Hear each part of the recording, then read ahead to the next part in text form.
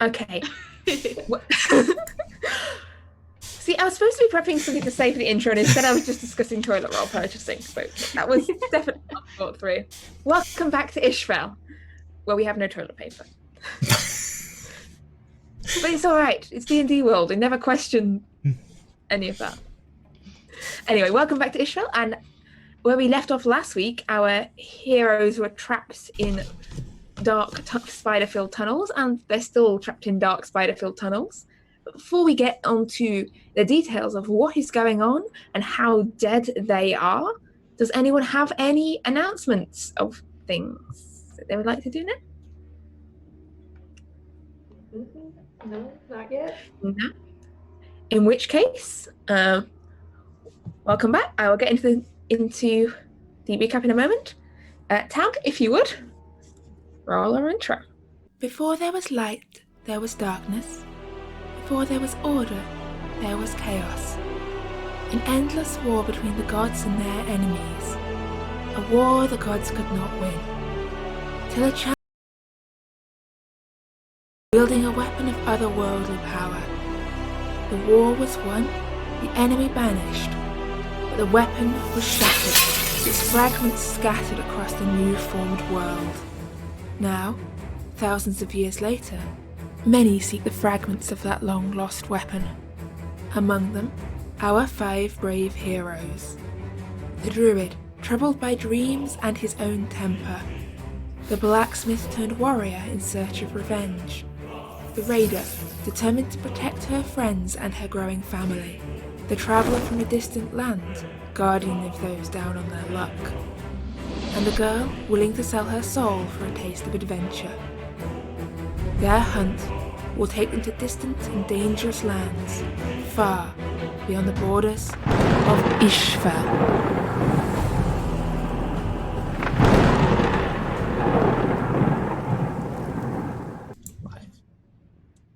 Alright.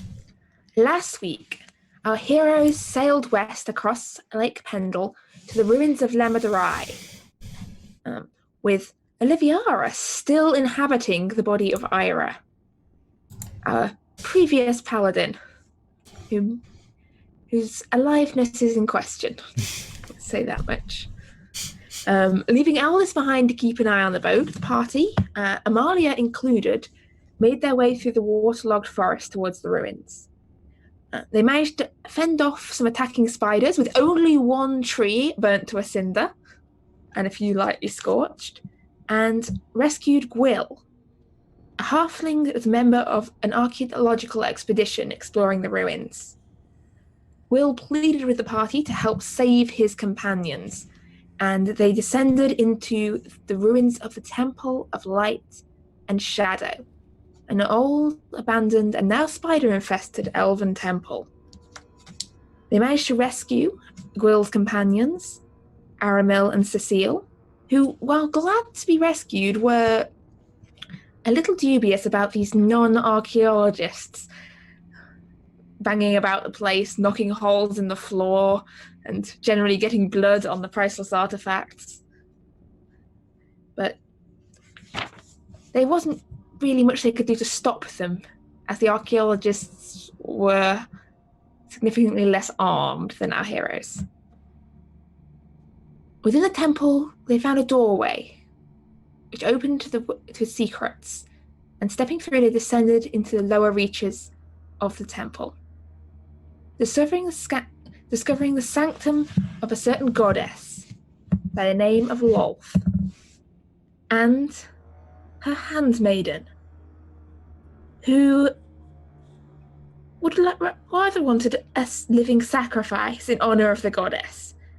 With no suitable sacrifice given, the spider / lady / horrible pile of demonic gloop attacked. And we pick up, just as Adair has improved this situation by drastically increasing the number of spiders in the room. So as Adair shifts into the form of a spider, conjures 2 more spiders, we pick up in the midst of combat. Till she legendary action takes control of every spider. I could give extra marks for thematic summons, but there. It is the turn of your spiders. I believe the command you gave them was to attack. That is correct. If you wouldn't mind rolling attacks for them, because I'm a lazy DM. And I like to make my players do my work for me. Well, if I have to do it for myself. So, first one's going to go with a bite attack. And probably shouldn't have. That's going to be an 11, which... does an 11 hit? An 11 does not hit, no. Okay. Well, that dice is out of here. Let's try another one here. And I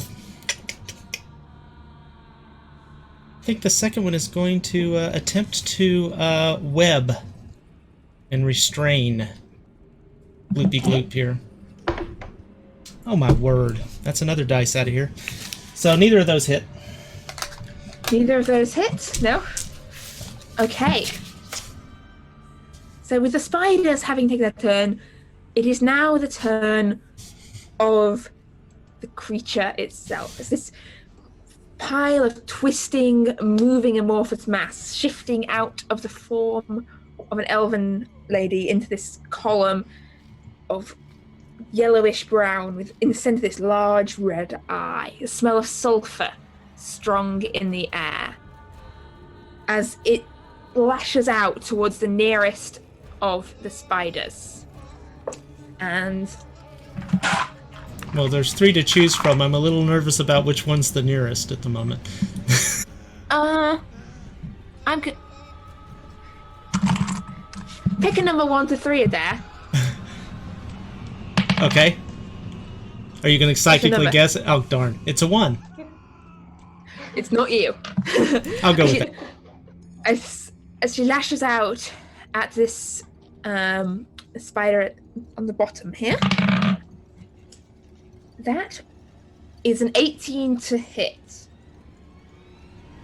That definitely hits. And that is 6 points of bludgeoning damage as this arm-like appendage slams into the spider. Okay. And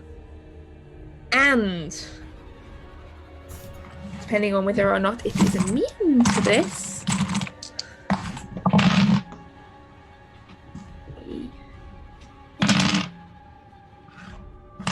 $20 points of poison damage. Definitely not immune. I'm gonna say it might be resistant. And Okay. there is now it's not resistant either, and there is now 1 less spider in the room. Oh, Possibly an improvement. So, with 1 less spider in the picture, the pile of slime and gloop turns and shifts its eye between the 2 remaining spiders, and you hear this. I don't believe any of you speak Abyssal, do you? do we speak what? Not this Abyssal. week, no. I tried to learn, but I was abyssal at it. Oh, Torvald, it's your turn. Advantage I'll be for nice awesome and not give puns? you. You're not a bard. Aww. Yet. Yes. My charisma is too low. Alright. So, Torvald has a spiritual weapon out. That's good. Has the thing taken damage? I do not remember. I do not believe it had, no. No. Okay. Or if it did, I didn't write it down. Good. That's helpful. All right. Torvald is going to hold out his hand, and this bolt of energy is going to go flying at it as I cast a guiding bolt. Okay. Is that you rolling an attack? No, Or me rolling? it's an attack. Yeah. Nat 20! Woo! Need more dice. All right. Roll some damage. More dice. Where'd you go?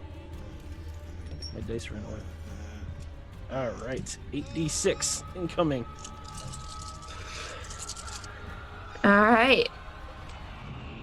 Adair, you see this blast come flying through the air. Like, About time, Torvald! spider legs. All right, so that's 24 radiant damage. Okay. And as the bolt strikes it, it just lights up like this crazy bright flash. And as the flash happens, the axe is going to come in and strike at it with advantage. There is now essentially this twisting column of glowing amorphous mass. That's going to be a 25 to hit. That'll hit. All right. And that's going to be 9 force damage. Okay.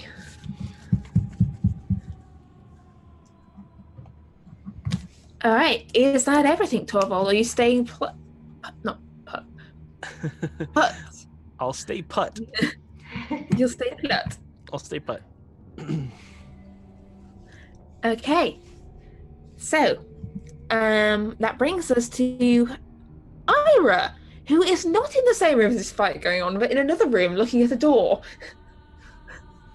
Great teamwork. Yes. Tried to kick your way through this door before and it hadn't worked, but this large oaken door, slightly sort of rotting at the bottom, but still surprisingly solid. Mm-hmm. From your slightly bruised foot. Now, for some reason in my D&D Beyond, it says I'm restrained. Am I restrained? You're no longer. Okay, cool. You were restrained by No a longer. spider at one point, but you're no longer restrained. Fantastic. Okay. The door is not a mimic. Oh, good. Okay. We hope. I was worried the door grabbed me at some point. So there's this door, and then I could just keep going down, but it's water. I guess I'll come It back. descends further into completely flooded tunnels. Okay. I'll come assist, I suppose. You sound so like. Enthused. I guess I'll help. I feel valued. If I have to. Poo. Let's see. Filer of temples. I liked her a lot better before. Great. Well, that, I believe, was approximately my movement. I'll go ahead and stay behind Torvald. And that'll be my turn. So I'll come up behind him and be like, are you winning? Well, good of you to join us. Oh, Alright. yes, I was checking for an exit. The door is difficult to get through. Well, go hit that glowing thing. Okay. And that ends my turn. Alright, Krasara. You've knelt down to the this altar, and behind you it's all kicking off. What would you like to do? I am going to spin around and do a whole litany of things. So first and foremost, I'm going to rage. Osho. And then, oh yeah, I do get to attack twice. I'm going to Great Weapon Master and Reckless. So, Alright. Olga, you may have to guide me on this, because this is, I'm doing everything at once. I'm doing all the things. All the things. All Roll right. with advantage, subtract 5, I believe. Yes. 17. Not gonna get better than 17. Then... Ooh, oh. Alright, so roll with advantage. So a 12. Does that hit? 12 on the die or after your modifiers? You've still got your modifiers, remember? So whatever you would normally add. Okay, well that would make it 14 then. Sadly, it does not hit as you recklessly swing your maul. Okay, but I do get to attack again because I have 2 attacks. Yes. That's a 17 That one will hit, yes. with nothing. Okay. So then... The fuel of anger behind it, I think you get a bonus from that, right? I think plus 2. What is Plus it? 2 damage. Yeah, I get plus 2 damage. Yeah. Okay. Alright. And well, Adair's next to me, so I'm not gonna do my fire this time because I don't want to murder Adair. That's not a dare. That's not a dare, but be nice to our spider friends. Yeah, the spiders are friends. No, they're not. They crawl into your mouth while you're asleep. So I am going to run at it and just slam my maul into her because I don't like her at all. And that will be. So are you up in front of her now? Yes. I got too many screens open. So yeah, go ahead. So yeah. All right. I'm standing there.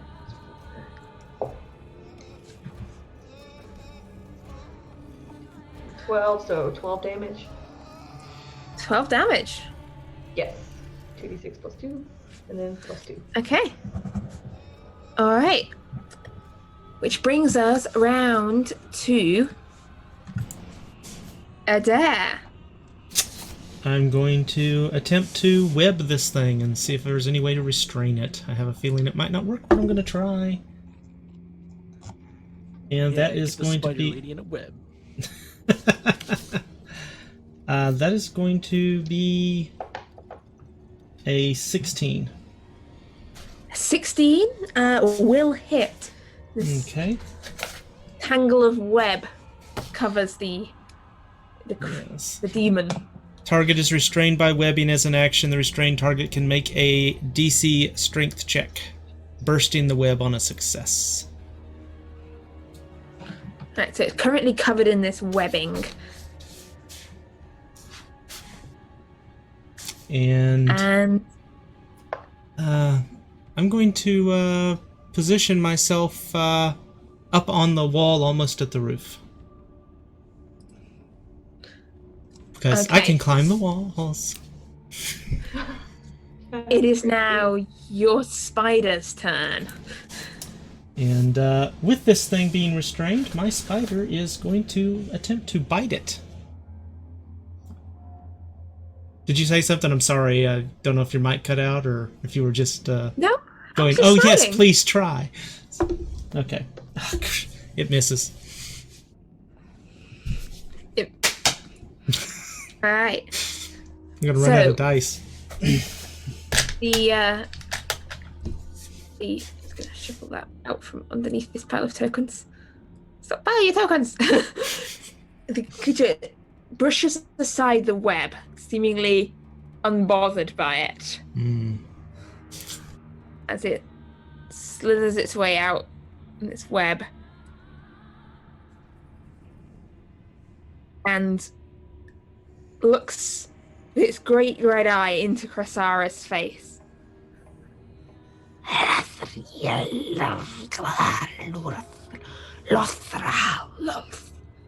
Krasara, I need you to make me a wisdom saving throw, please. I'm sorry I don't speak creepy. Sorry, I don't speak my worst nightmare.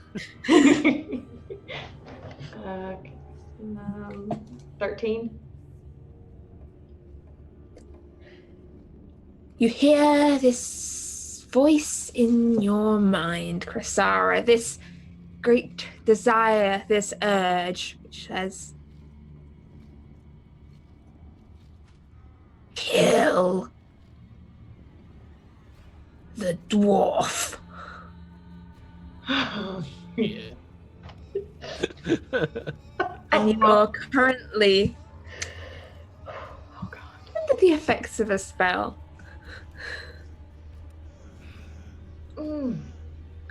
Torvald, it's your turn. Well, hopefully it's concentration. Let's go. All right, you like that one. Try another. And Torvald will wind up another bolt. All right. That's a nat 1 that time. That was the exact opposite. Oh, geez. It's a 9. I assume that doesn't hit. It does not hit. It's a natural 1. It doesn't hit. That's true. It's the natural one. So hopeful. It's the natural one. All right, so 100% natural. 100%. It's 100% natural. So I'm gonna call down a slash from the weapon. So like as she's trying to climb out of these webs and like shed them off, it's gonna come around and try to like just hack at her. And let's use the other die, not the D12. I'd rather not roll a D12. Hey, okay, that's gonna be a 23. That will hit, yes. All right, and that's gonna be 8 force damage. Okay. Kasara, the effect on your mind is sadly still in place. I didn't hear any of that, right? No, did I you see did not. anything? Did I see? She's her not done react it. at She all? has not done anything yet. Okay.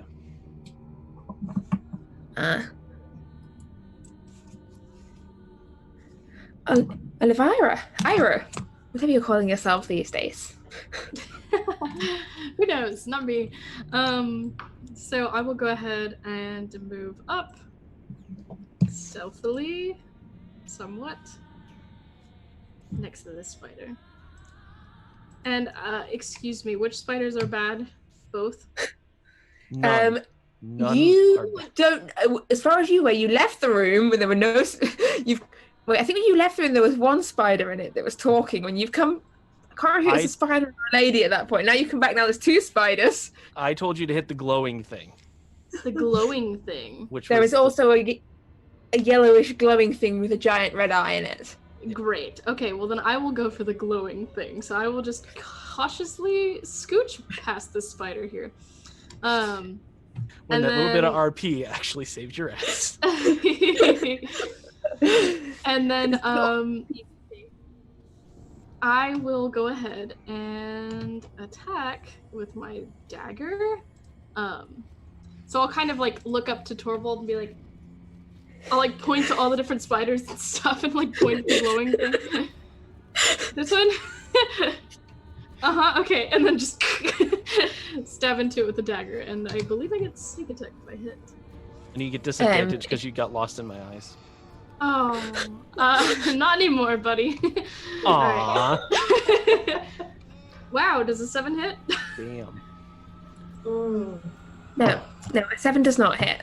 Cool. Sorry. Okay, what else can I do? You got a bonus action. I do. You used to do various things. Okay. You can disengage. You can dash, or you can attempt to hide. Oh, I There's nothing to can. hide behind here, though. Okay, cool. Unless you move. Let's see. Is the glowing thing holding anything? At the moment, it's just cleaning some web off itself, and its eyes sort of swiveling around, looking at you, Okay. up at the spiders, back at you. Can I do a bonus action of sleight of hand to see if it has anything on it? Just to see. I want to steal from the blob. Yeah, why not? You could try. I would love Although- to try. You can try. I'll just stick my hand in the goop and see what comes out.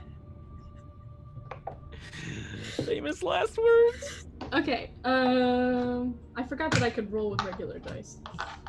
I'll do that this time. We go off one week and. What are these? It's hit or miss, as I have found. Great. So a 10 for my sleight of hand.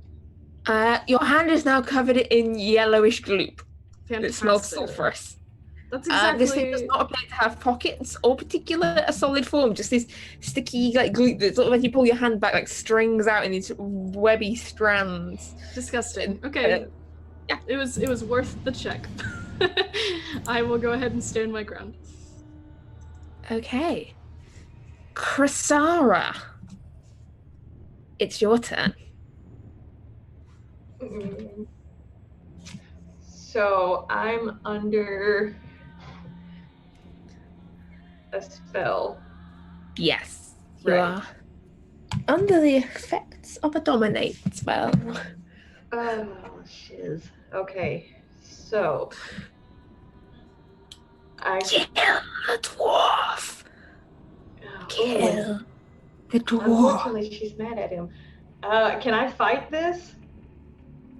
You will get a saving throw at the end of your turn, I believe. Maybe. Even though she hates him right now, she doesn't want to kill him yet. Well, I think.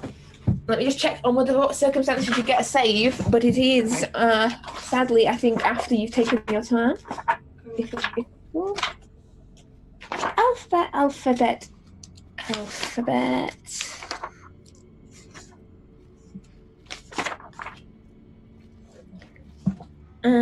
Okay. You use your action to perform you're under its control, and you do not yet get a wisdom saving throw. So currently, you are under the control of the demon, and you must attack Torvald. You must comply. You must make full effort to attack Torvald. So is Krasara aware of herself, or is she completely lost? So She can I know feel I her have body to. moving. So Like, the you body's gonna. So could I choose instead to punch him with my fist rather than use my maul? Okay. You can feel your limbs moving you up the steps towards Torvald. That's an 18 to hit. Torvald, does that hit you? That does hit me. What are you doing? Oh god. We can do this after, if you'd like to. If you'd like to do it, but this is not the time. Am I allowed? I can still speak though, right? Yeah, you can still speak. Roll me the damage though. Let's just. Sounds good. Oh god.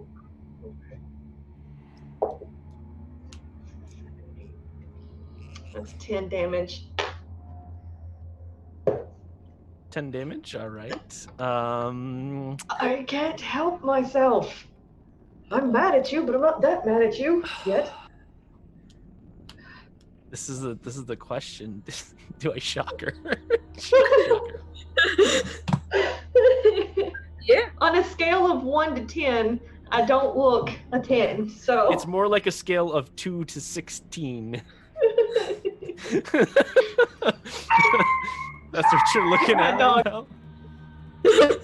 that's in Kasara's mind. No! Bad things happen when you hit Torvald. Yeah. Torvald's going to have like as the maul hits, there's going to be this concussive force that just emanates out from his armor, and you have to make a dexterity saving throw. Dexterity.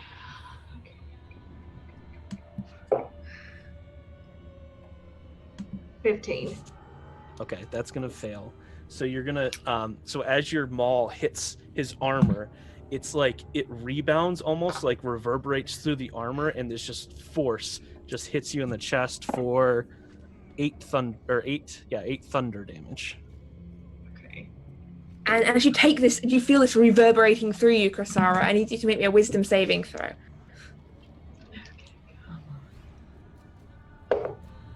16. As this thunder reverberates through you, you hear the voice in the back of your mind fade.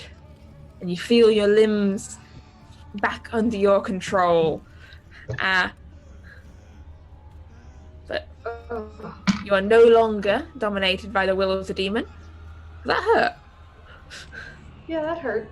I suppose I'm sorry. Mostly, I don't know why that happened. I heard a voice in my head, and then my body just decided to attack you. All right, I forgive you this time. Just make sure you hit our enemies. At the moment, you were my enemy. Meanwhile, as this conversation is going on, Adair, it's your turn.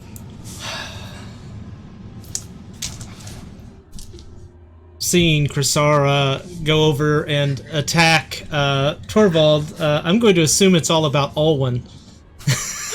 That she just finally lost her cool about it. It's possible. Yeah, but drop down, and I assume I was able to see Eira stick her hand in this thing and pull out goo.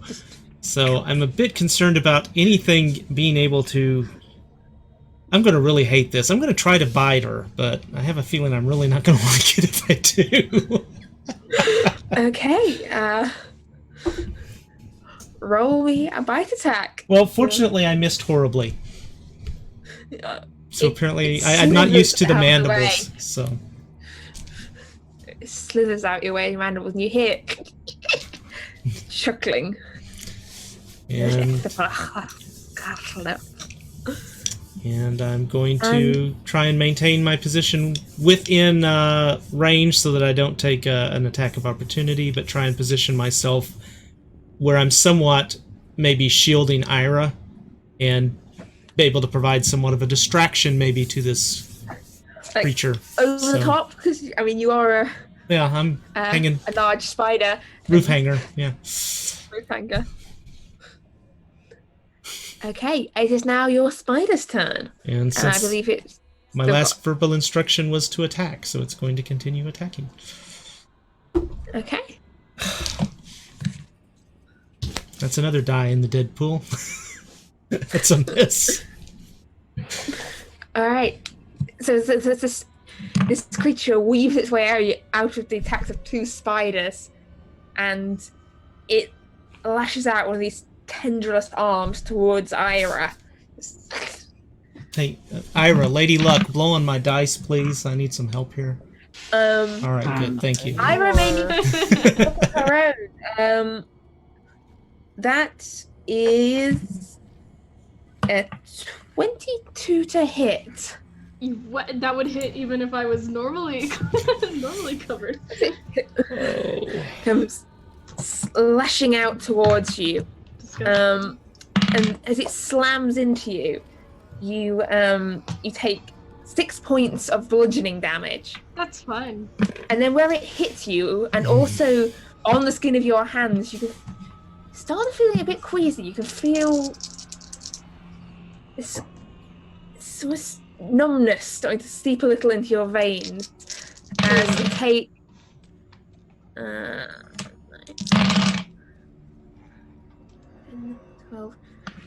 17 points of poison damage. Ooh, how fun. Okay.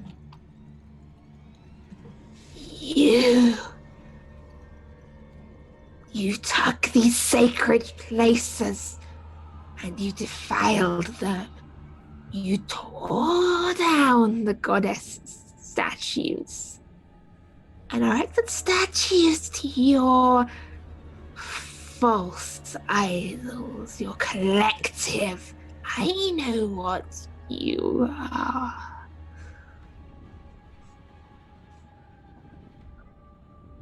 Adair, you can hear that. You're close enough. Torvald, it's your turn. All right. Did I hear that? No. You two are a little bit too far to hear the whisperings of the spider demon. All right. So Torvald is going to forgive Chrysara for now. And not attack her. All right, so then there's gonna be the axe is gonna swing with the blunt edge towards its head, eye thing, whatever. It doesn't really have a head, but it has an eye. Okay. It's gonna be a 14. A 14 does not hit, I'm afraid. Does not hit. Okay. And then Torvald will call down 2 bolts next to its head as it gets a 12 din. Sorry. Wisdom. That is a 15. That will fail. All right, roll some damage. 14 necrotic. Okay.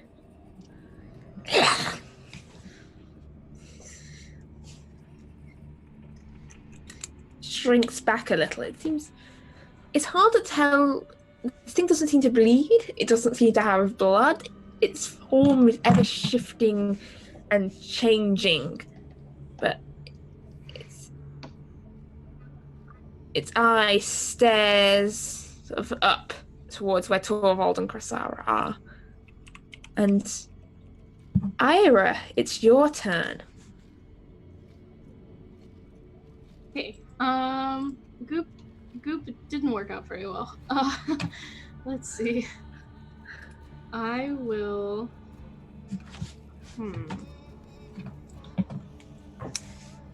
I will go ahead and disengage as a bonus action. And Okay. I will run back over here, squeeze past them, and hide behind Torvald again and try to. Ooh, hold on. What's my move? Grr. Okay. That's fine. Am I close enough to the water on the stairs to, like, interact with it? As in to reach for it, or what are you trying to do here? I want to dip my hands in it and try to get all the goop off me. Yeah, you can dip your hands in this manky cave water. Okay, excellent. Yes, I'm gonna go ahead and clean the dank off of me with more dank. And that'll be my turn. What are you doing? You could have Actually, I think you could have so at least hit it on your way out.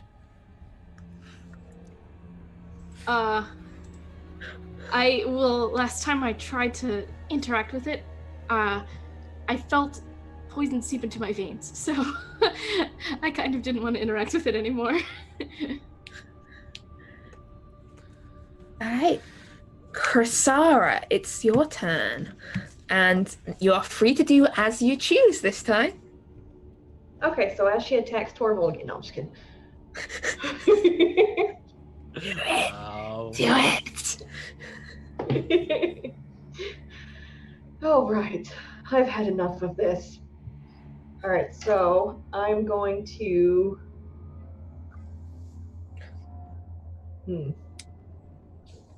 All right, we're gonna try it again. So I'm going to Reckless and Great Weapon Master. And so I will roll twice. 19.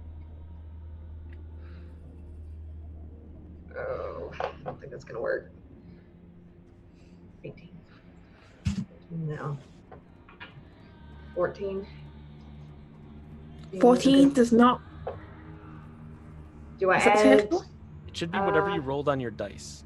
What did you roll on your die? I originally rolled an 18. Like your first roll was an 18? Yes, because I have to Without roll any with modifiers. advantage. Without any modifiers. So that's what your roll is, because you have +5, and then you have a -5, so it's +0. So it's whatever you roll on the die is what you get. So you roll 2 d20s, and you pick the highest one. Okay, well then 18. So, 18 will hit. okay. Do I still get my +10? Hell yeah. That's damage. Oh, yeah. So your damage, yeah, you get. Okay, so she is going to jump off the stairs and smash it with her maul. Okay, so you dive sort of beneath the air spider.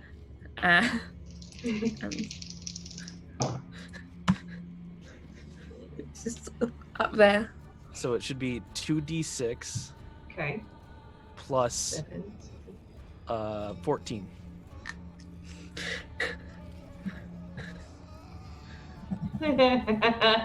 So tell her to pretty much eat it with 19 damage. 19 damage. It's not down, but this thing, like, sulfurous gloop goes splattering across the walls. Like, your maul smashes through this thing, and its eye sort of blinks a few times. Good. Well, that's more like it. Glad you didn't hit me that hard. Well, we still have things to discuss after this, but this thing just creeps me out. I'm ready to smash it. Alright. Adair. There. Your turn. I'm going to go for biting the eye. Let's see if I can get a decent roll this time. Oh, Chris, I didn't do a second attack yet either. Oh!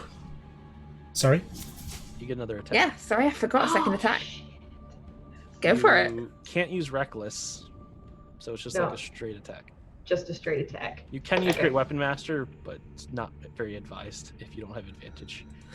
No. Okay, so it's just a normal maul attack. It's normal, yeah. Okay. No more. I would imagine. I mean, you could, but it's hard without advantage. Okay, so that's just that's 11 damage.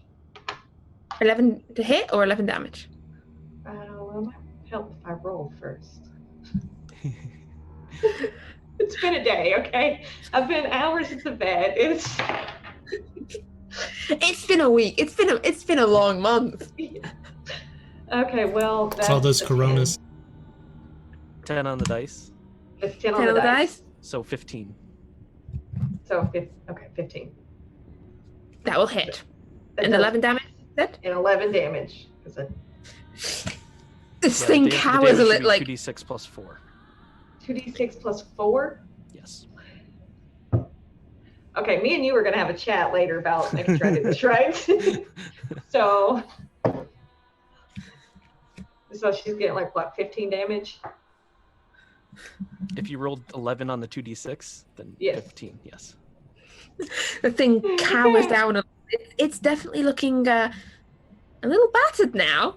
Back to Adair. I really want to keep the roll that I did before she took her turn, but I'm going to re-roll. Go for it. Go for it. No, you can keep it. Well, that would be a It's my mistake. 24. That would be a 24 to hit then. So That'll hit. I'd love to finally hit something today. So your fangs sink into its eye. That is 5 piercing damage to the eye, and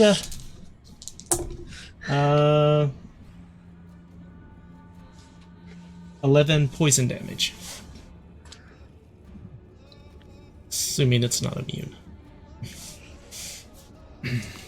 And I get to keep a die. Thank you for the magic on the die. It actually worked, so you must still have some powers. It shrinks down a little. Its eyes sort of dripping this black ichor substance. It's now your spider's turn, Adair.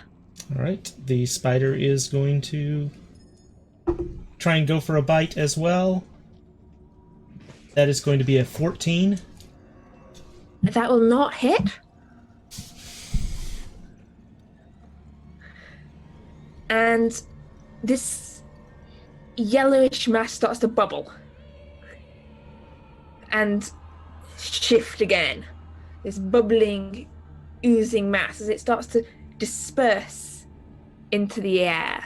And where there was this solid column of movement, there is now this cloud of yellowish gas that is floating cloud of yellowish gas that comes drifting towards you, Chrysara. Corvold, it's your turn. All right. I will have a couple of bolts come down and try to toll the dead on it.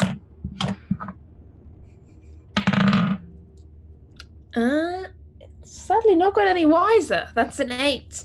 There we go. That's gonna be 17 necrotic. Okay. This yellowish cloud is still there, but it's a little less thick than it was before. And then Torvald's gonna have the axe swing at it. I guess. This axe goes roll for hit, just in case you get a 1. I mean, this axe goes swinging through the air.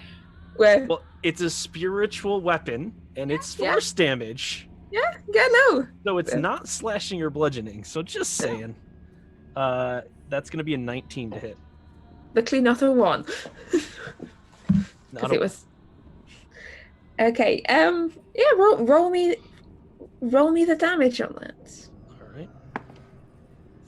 It's going to be 11 force damage. So I imagine, like, as it swings through, you just see this this energy, like this like lightning on the edge of the blunt side, just kind of like form this dome as it swings through and just kind of like punches through this gaseous cloud. Yes. All right. Ira, the yellowish blob has disappeared. From where you are, the angle you are, you can't really see very well what's going on because Chrysara's standing around the corner. Torvald, you can just about see. I mean, technically, I should probably be making you roll for cover. I didn't cover to those ones with the angle, but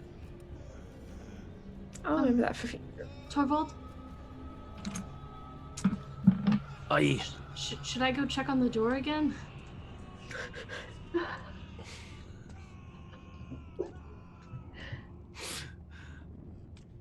I don't really know what to say. Torvald's really frustrated.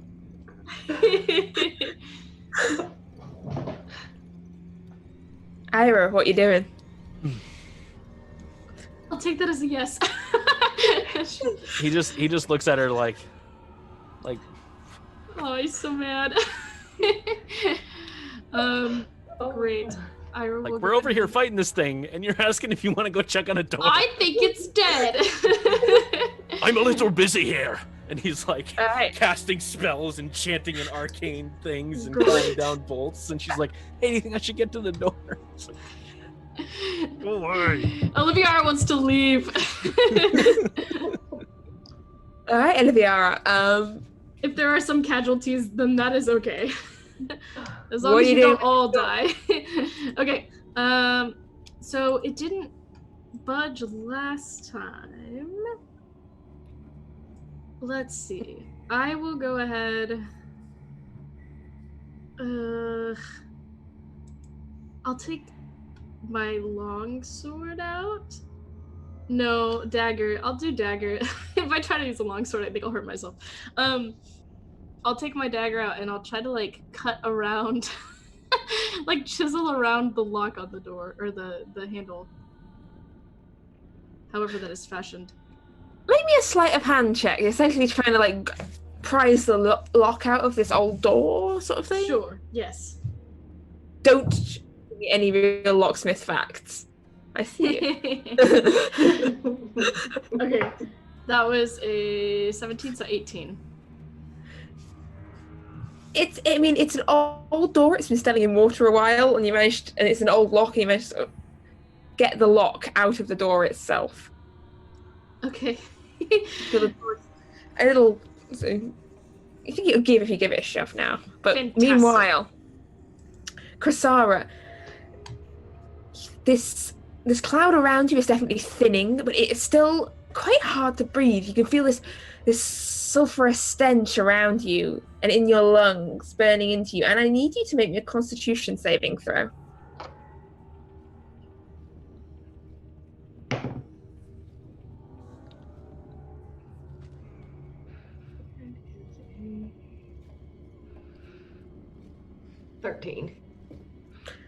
Okay.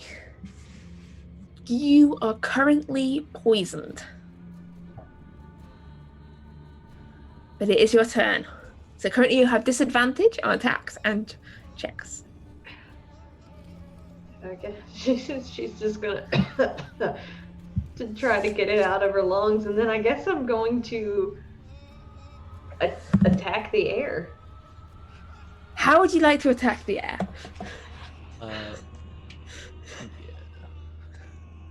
Yeah. I guess I'm just going to. Oh yes, it's a 19. Is this if you're? I guess she's just gonna. You strike through. You definitely hit the air with your maul, but it does not seem to have any effect.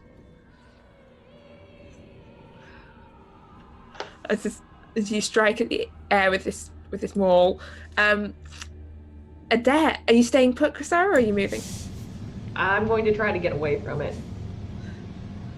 So I'm gonna like back up the stairs just a little bit and try to get away.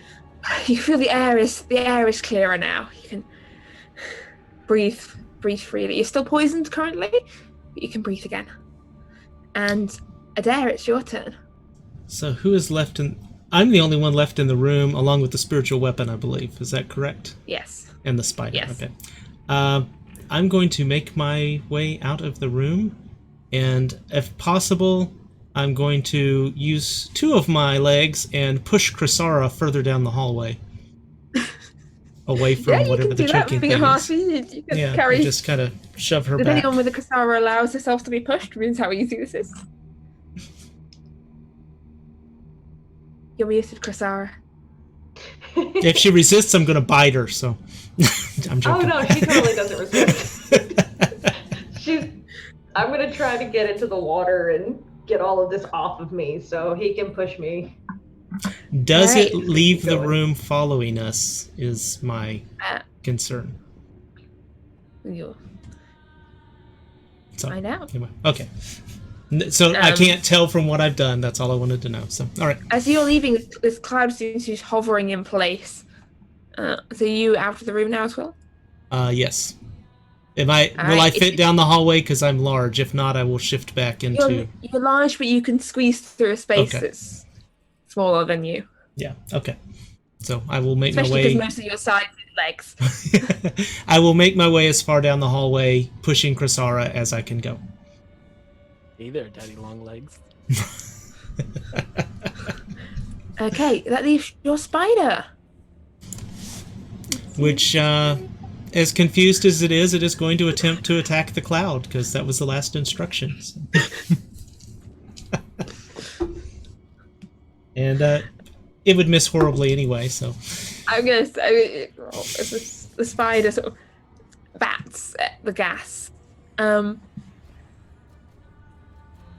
Adair, from where you are, and Torvald and Chrysara sort of through past Adair, you watch as this cloud of gas drifts away, flowing back towards the altar. Back around the altar, and then it reforms. Or it does if I... Sorry. Changing IT setup is a pain. It reforms, but does it reform? That's the real question. Reforms into the shape of the elven woman that you'd seen previously.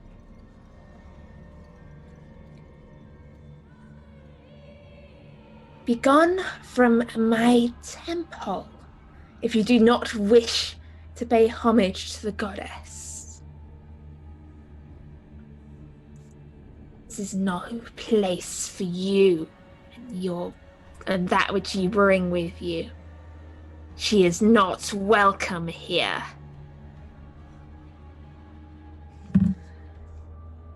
Who isn't welcome here? Torvald, it's your turn. It's used up its action. Being dramatic. All right, we'll leave. I don't like it in here anyway.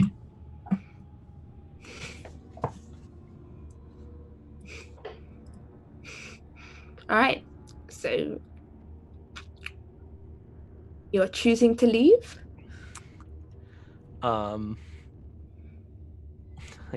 guess so. I want to kill her, but like I'm scared to Do I throw can I anything tell at her. can I tell how damaged she is? Make me. I'm going to give you your choice of insight or perception here. See how depending on how you're trying to tell how damaged she is, like from her mannerisms or from her appearance. Okay. It doesn't. Which it's one the are you same going for? Either way, so. As in, but which? Let's do perception. Okay. Or by appearance, or which one's? So insight would be like based on. Insight would be by her mannerisms, and perception would be based on her appearance. I'll do insight then. That's gonna be a 26. She seems like she's backing off and is more like, this does not seem like the confident attitude she had earlier. Like, there's an element of relief as you're sort of saying you're leaving. You get the idea that she's perhaps not as unharmed as she'd like you to believe. So as Torvald's saying that, and she's like gets that kind of relaxed look on her face, you're gonna see the weapon just hurl towards her, and as it gets close, these bolts are gonna come down as I told the dead. Okay. Look, her wisdom is... That was a decent wisdom roll, actually. That is a 25 wisdom. All right, that'll pass. And then it'll swing as it's getting struck by this. It's going to swing with the axe kind of just aiming at the neck there. All right. Yeah. Ooh, 26 to hit. That will hit. Roll me the damage. 9 force damage.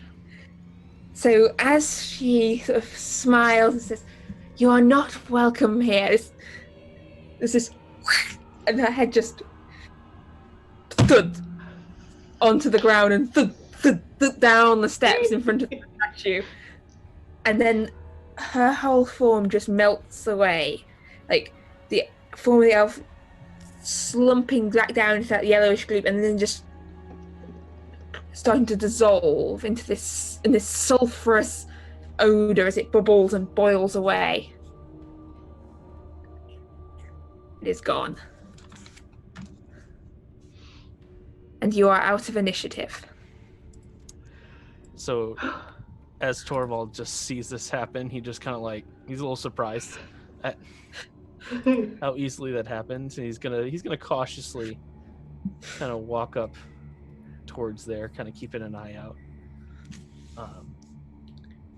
You step up. There's still a large spider in this room, kind of. Yeah, but I saw him summon them. Yeah, kind of looking a bit confused and just kind of skittering around, looking at spider statue.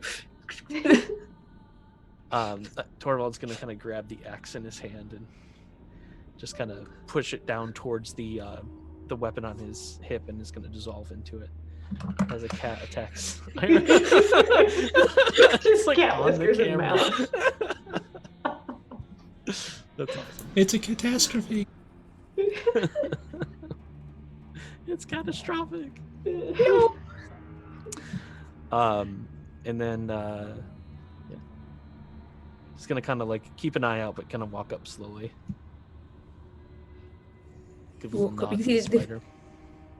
purple torches flickering on the wall, and the smell of sulfur grows stronger as you can see this last mass bubbling away at the steps before this statue, which is the bottom half of a spider and the top half of a woman, like crowned in this ornate headdress and holding a staff up in one hand. Be careful in case she's still down there. I am always careful. Except that one time I threw my head into the hole, but that's beside the point. You do typically shove your head into random holes, so I wanted to make sure you were okay. I've never had a complaint before. Torvald's gonna walk up. Just kind of peer into the goop and just kind of like take a look. And is there still the head, or the head is also melted away? This whole thing appears to be melting and dissolving away. Make me a religion check. Religion check. I think I'm terrible at these, ironically. We established this last time. You're a cleric in training. It's a 12 on the dice, so 11. You do know enough about demons to know that demons cannot be killed. They simply return to where they came from. Did I happen to get to level 6? Just kidding. Take her stuff. Is it a statue? Is it just a solid stone statue, or is she holding like an actual staff? Or This is just an actual stone statue. Okay. You can see sort of, it's up on this podium beside it, the wall on either side painted with murals of figures bowing down towards this statue. A variety, most look elven as far as you can tell. There's this mix of all sorts of elfin coloration, of like from black skin to blue skin to ones with like strange flowers in their hair, all sort of bowing down towards this statue on either side. You can see there's a few cracks running through the plaster in places. In the wall? Yeah, in the wall. Chrysara, did you notice that there's been a distinct lack of treasure lately? I have noticed that. We've not gotten any. That's why. Can you raid the bubbles? Is there anything we can just take? This is a lot of. This is a lot of work. Are you doing okay there? You got a bit of a cough. I breathed something, and I don't feel great. All right, just stay 6 feet away from me. You should be all right. I'll try to stay 6 feet away. It's good. Torvald's gonna kind of go over to where the wall is and see the where the cracks are, and try to like tap it lightly with the hammer side of his axe. I mean, are you looking for signs of anything hidden behind it, or are you just hitting the wall? Yeah, kind of just like this looks like it might be Which one? A false wall or something. The one that's cracked. As in, are you like investigating and looking for cracks, or are you just hitting walls with your axe? Well, you said you saw the cracks, so I'm just gonna like smack where the cracks were. I don't know. Okay. It's a wall. Okay. Doesn't sound hollow or anything. Seems. It's a wall. It's made of stone.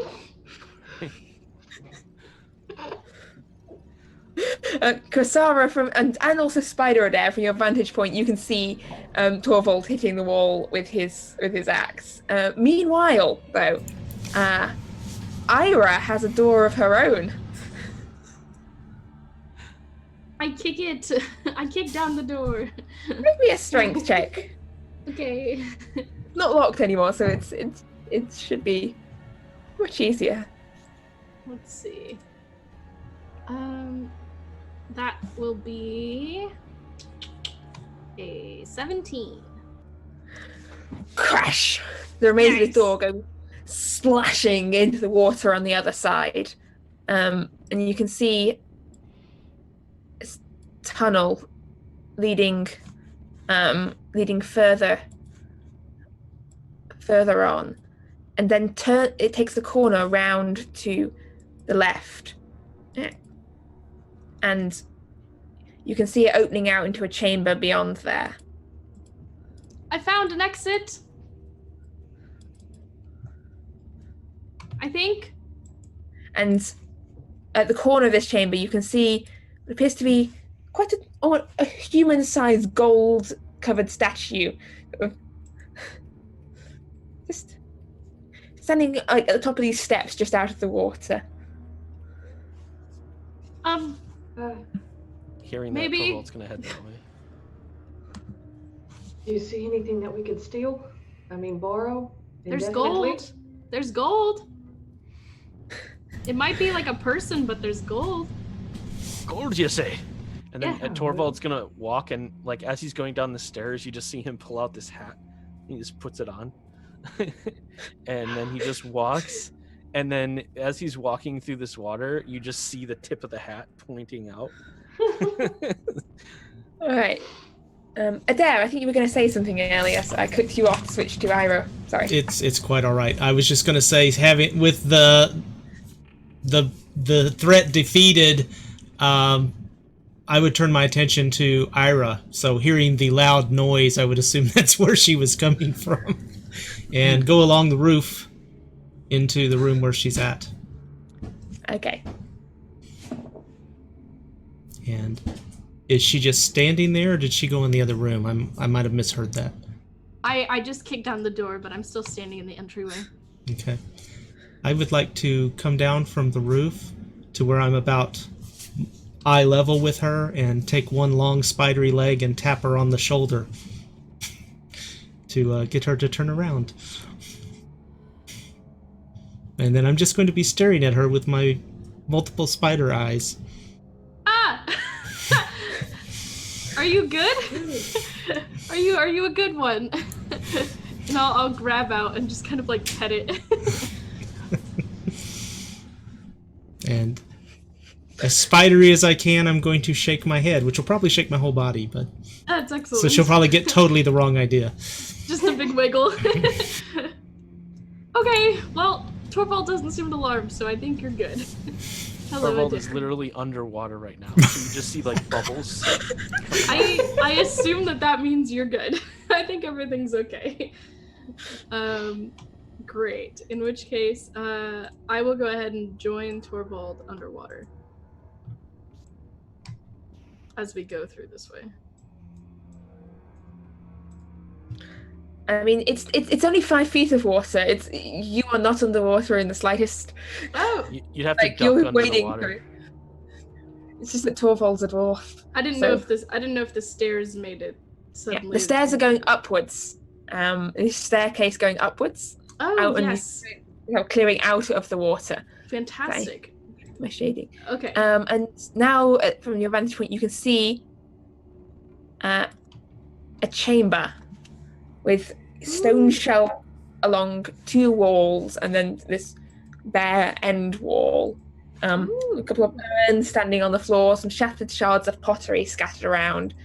The shelves mainly, there's lots of, you can see there's racks of scrolls and a few boxes and things, but a lot of it looks mildewed and rotten and very fragile.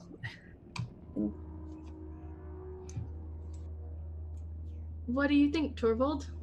I don't think the archaeologists will mind us taking a few things for our trouble. Did you see the golden statue? I am standing right next to it. How tall is it? It's taller than you, Torvald. It's about a person height gold covered statue showing a smiling elf strumming at a harp. Would I know about how heavy it would be? We're gonna carry it out. Sort of looking at it, it's not solid gold, it's only covered in gold, but underneath that gold it appears to be stone. I would have to do some quick calculating, but your general consensus is too heavy to carry. Okay. Is it like too heavy as in it's like 200 pounds or like 1,000 pounds? As in, it would be a few hundred kilograms. Okay. Kilogram is 2.2 pounds. So Like it's a solid stone statue. So I mean, you could lift it to kind of go like you might. I'm gonna take out my Like, blacksmith you're tools not and gonna- start getting yeah. the gold, chipping the gold off it. Somewhere in the distance, you can hear an archaeologist's heart breaking. Well, while they're This sort doing of- that, Reaping this it's only like it's a very fine layer. This is essentially like gold leaf on a stone statue. Oh, really? uh, So it's like not even worth it. So you're scraping this fine layer of gold off Well, this if I statue. knew it wasn't worth my effort, I won't bother. It's not gonna be worth anything. Okay. Are It you looks leaving the pretty gold worthless statue? to me. Oh, well, you could use the gold leaf to decorate something. These, I'm not one for vanity. this ancient evil is cheap ass. That's all I've got to say. Well, you It's you in made storage my, for a reason. yeah. mhm. You made my armor more vanity-ish. Right? That was you? What do you mean, right? It was you. I'm pretty sure it was you. We've been through a lot. I've been through a lot.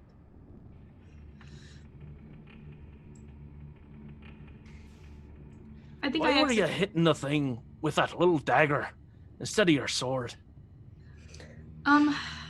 Well, ever since we got attacked the last time, like I said, I've been feeling kind of out of it. I talked with Adair, and the longsword is just a little too much for me to carry right now.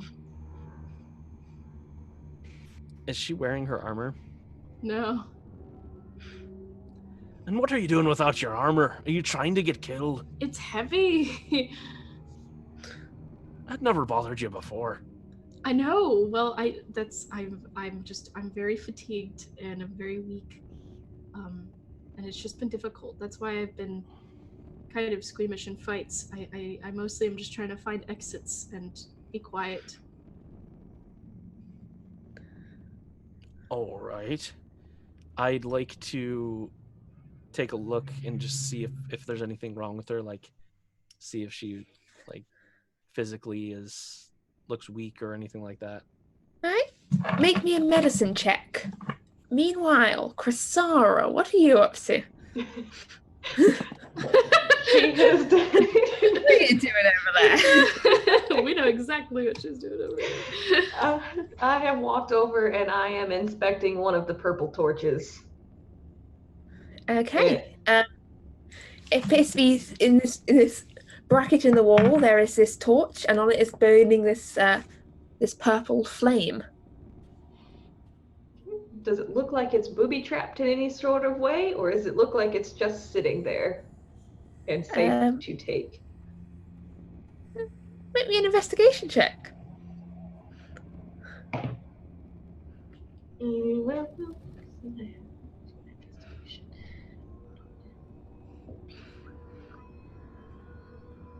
I knew it was a good thing that I picked investigation. 18. It looks. You can't see any sign of any sort of booby traps. It looks like a torch.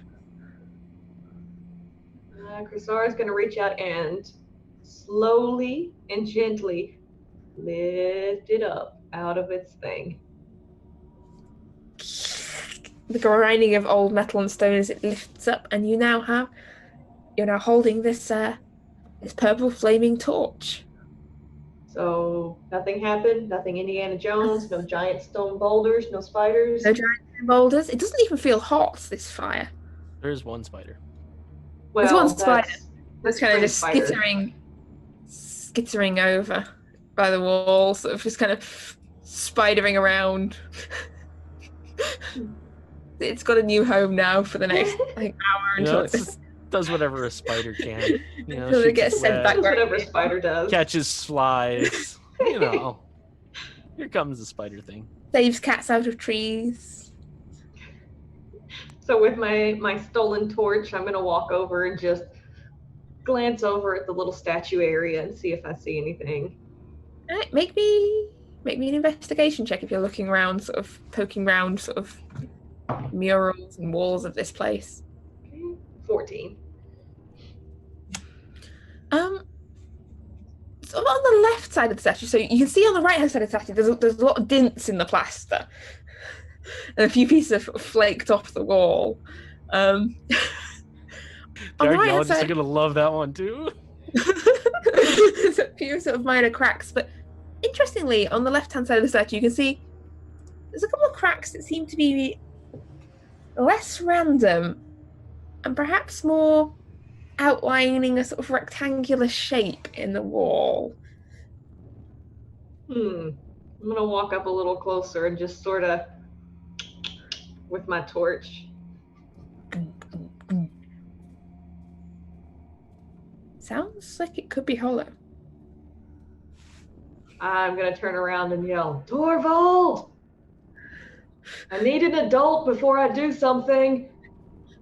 And then I'm gonna turn there. All right. Meanwhile, Torvald, what did you get on your medicine check? As you 17. She seems well, actually. How healthy do you see, Myra? I'm a little hurt, but I think She's in better shape than most of you, to be honest. You look fine to me. Little beat up, maybe. Well, I don't appreciate you not trusting me. But if that's what you think, then that's fine. Well, I've kind of got an eye for these things. It's not my fault. Okay, well, it seems like you're needed to go be an adult. We'll keep poking around in here. All right. And Torvald takes his hat out. Puts it on. You just see him disappear. Wow. Until it's just like Good the for little him. hat sticking That out. was my whole plan. I just wanted him to do that again. You're now soaked to the through. I mean, Ira, you're like the bottom half of you are soaked with this brackish water. And like, as he's walking down, he cave goes. water. As he's walking down, he goes doo doo, doo doo doo doo doo. I dare you could see this. All right, what do you need? And then I'm gonna tap again with the torch. Sounds hollow to me. I think that's a door, and I think we should open it. All right. I tried to check the other side, but I didn't see anything. I was getting something out of this, and she curses in primordial, lair. After all of that, even if it was just a torch. But then I noticed something, so here we are. All right. Torvald will go and just kind of like push on it a little bit. There's definitely a little give in it, but you definitely need a bit of a strong shove, you reckon, to try and open it. I think you'd better give this a shove.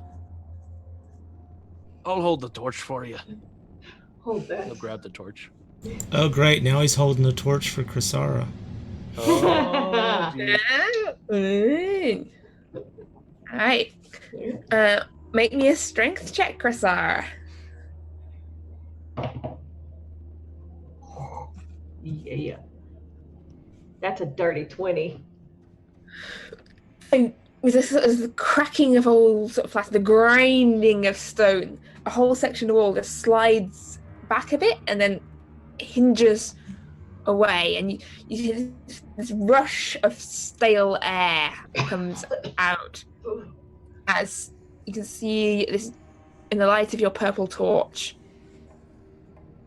a chamber beyond.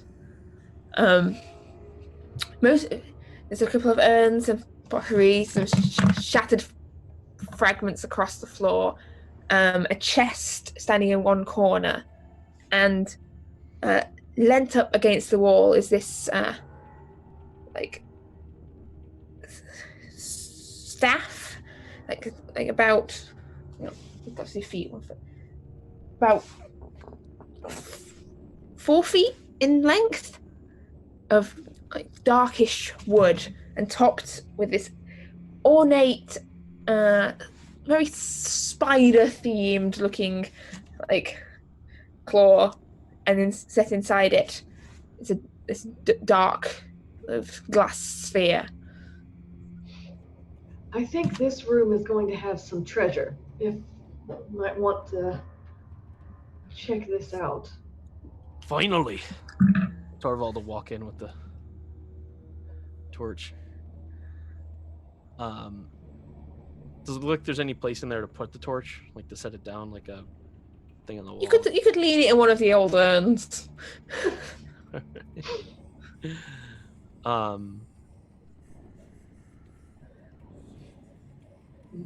The staff. I'm definitely interested in that. What do you think that does? Well, it's almost as tall as me, so I'm not sure it'd do me any good.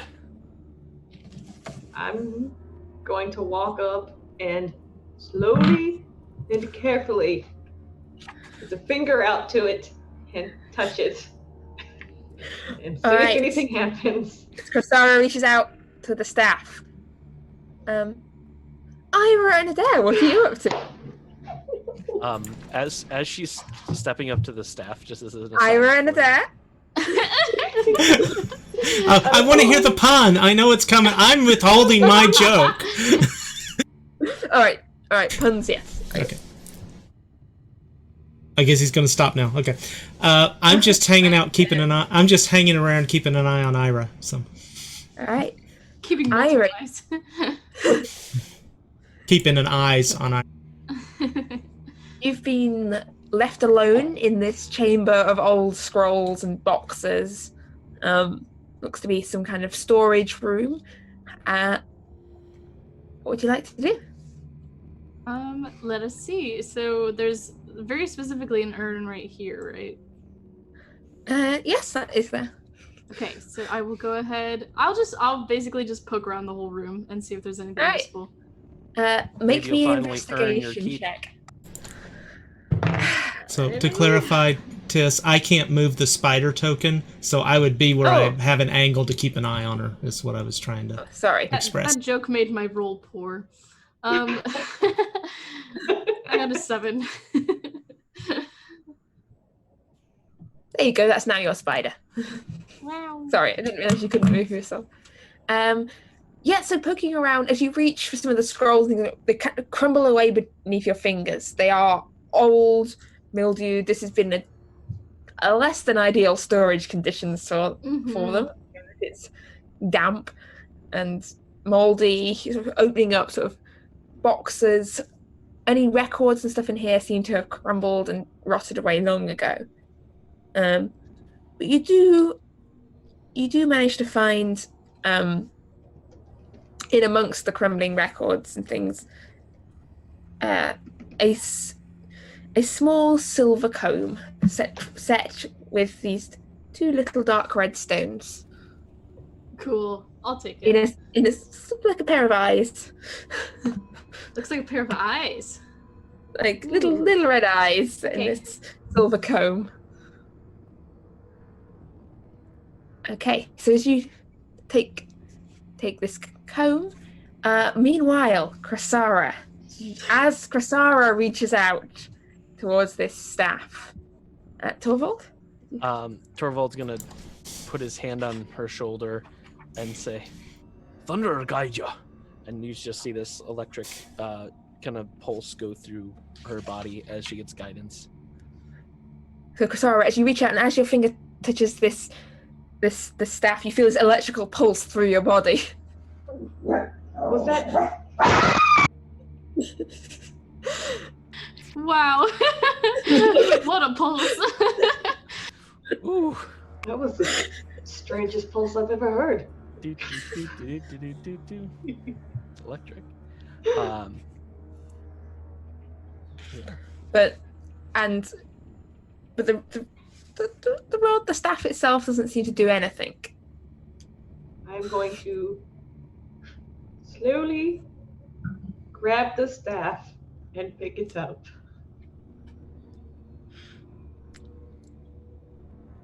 Nothing happens. Okay, then I'm going to look at the staff closer. All right, just studying this. I mean, what are you trying to gain from this? Knowledge of what it might do? Yes, or if I think it's dangerous, or if I think it's just a pretty staff. Make me an Arcana check, please. That's not well. Okay, so do I have anything in Arcana? That's not gonna go well. Just Nat 20. No, that's a 19. It was close. Wow. Okay.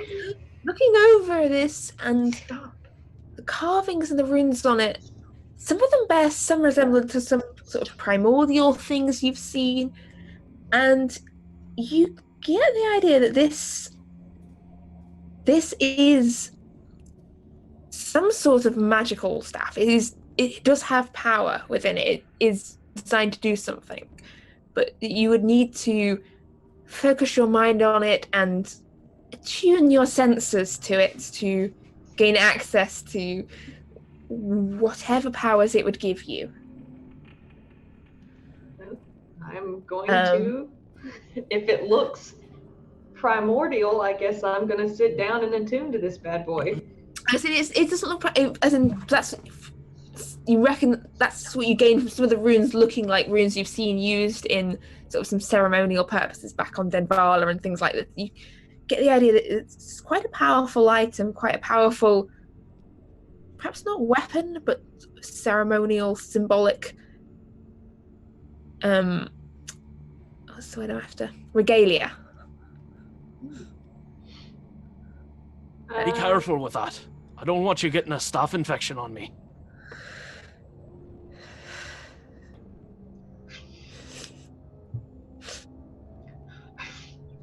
Okay, I'm just gonna sit down and attune to this. I know what I'm doing, and she just stares at the staff in her hand. All right, why don't and you attunes. get a short rest while I go over to this chest here. I'm gonna go inspect the chest and see. It's this large, very old-looking wooden chest. As it's this very dark wood bound in rusted metal. The metal seems to have, a lot of it seems to have rusted away. Like, you get the idea it's not a particularly strong chest anymore. All right. I guess I'm gonna check and see if I think there might be any mechanisms, like a trap or anything like that. All right, make me an investigation check, please. I'm awesome at these. Nat 20. Yeah.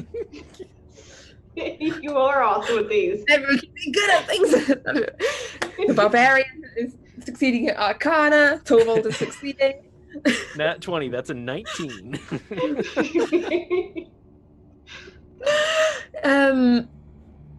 You sort of look over, you discover that this seems to have been some form of device, some sort of trigger mechanism here that was meant to fire spikes out, but it appears to have rusted away long ago. All right. It doesn't look active anymore. Then in that case, I will throw open the lid. So as you throw open the lid, inside you see several things. You see a large bag of very crumbled away fabric, and from it you can see spilling rather unfamiliar looking coins. Mixed in a mixture of gold and silver. They don't look like any you've seen traded in Isfjell. Okay. You can also, there's an ivory statuette about this big, depicting the same form as the statue outside, the same bottom half of a spider and top half of a woman. And a silver chalice set with small black stones around the rim. It's little stained, a sort of darkish colour. And also this ornate looking headdress with this spider shape in the centre, this silver strands and strings of beads. It's a very elaborate looking headdress carved with runes and sort of web patterns. That's a Salus. All right. So I'll kind of take my my bag and I'll just start like loading them in there. Perfect. Just wondering Coin, everything. headdress, statue, chalice. So the statuette is stone or is it Ivory. Okay, so yeah, so I'll just kind of throw that stuff in my bag for right now. Go check on Crisara after I get. Is that everything in the chest? That is everything. All right. So I'll just head over and like check on Crisara. Alright. So as Crisara is sort of studying this staff that she's found, as Torvald is gathering everything that's not nailed down, and some things that are. Vikings at heart.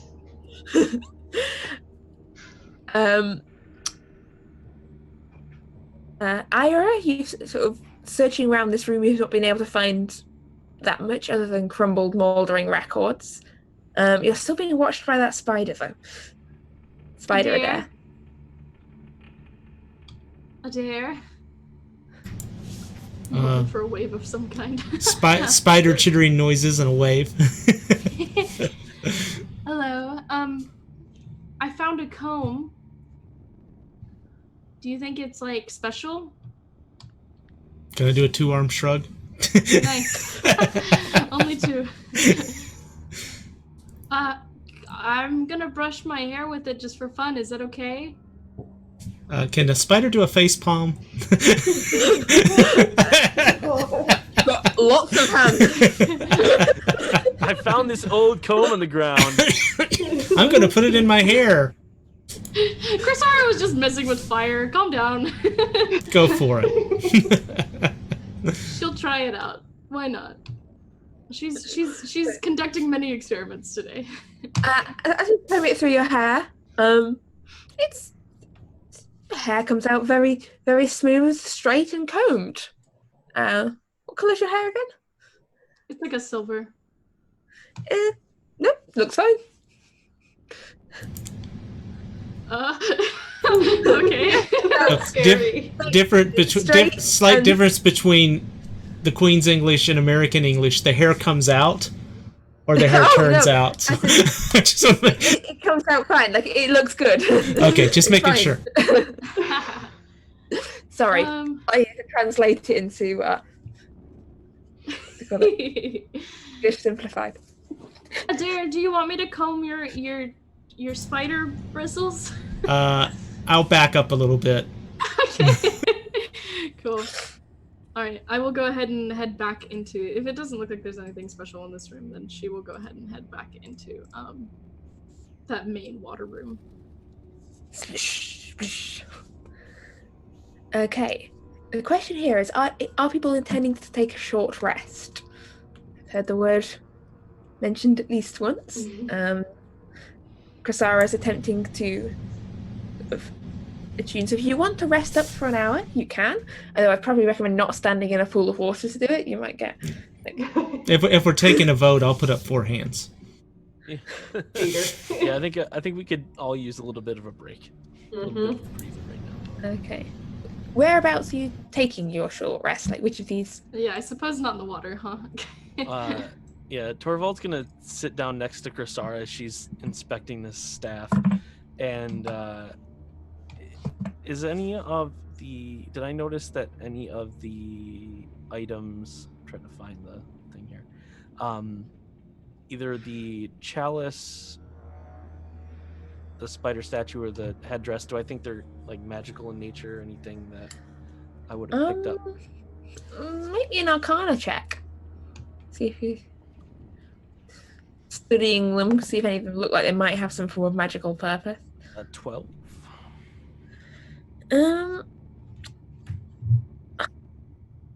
Of the 3 of them, if you had to pick, you'd say the headdress perhaps it's got sort of what looks to be runes and symbols etched into it, but what it does, you wouldn't have no idea. All right. Does it match the staff? it is definitely similar in style and design. All right, I guess I'll just like examine it and try to grow my hat collection. Are you putting it on? Or are you... No. I'm gonna look at it for a while. Okay, look at it for a while. It's very pretty.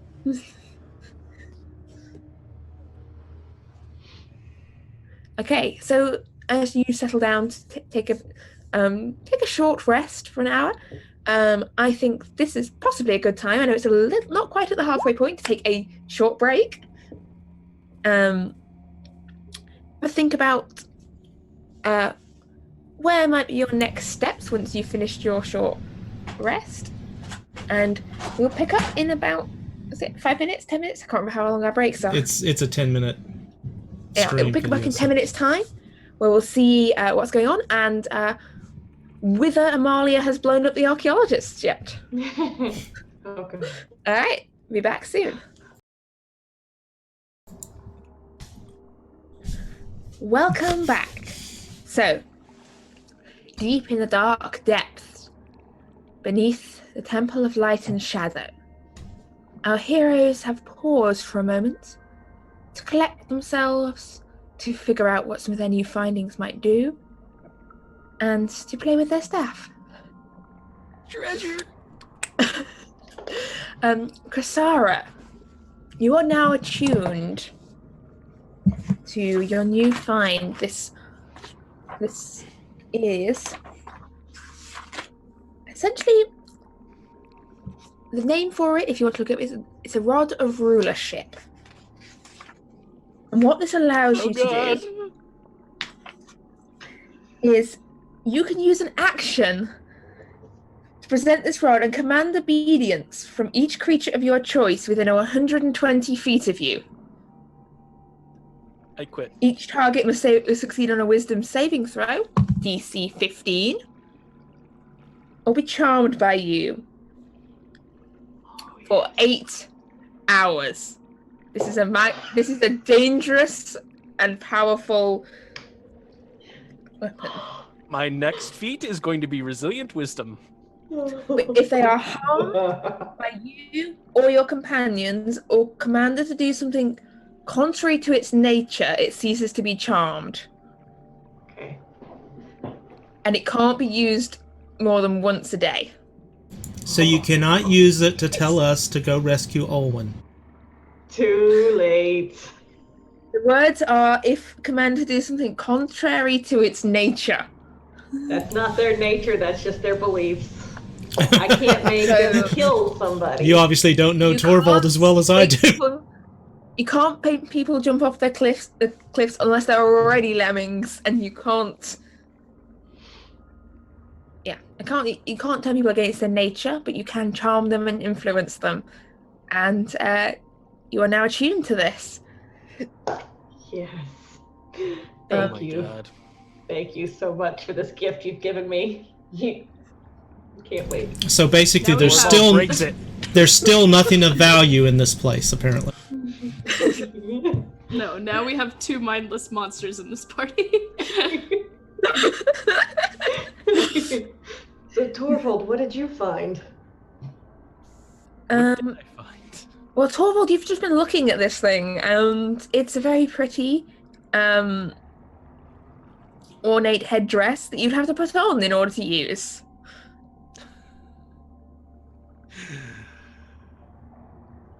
Oh, decisions. Learn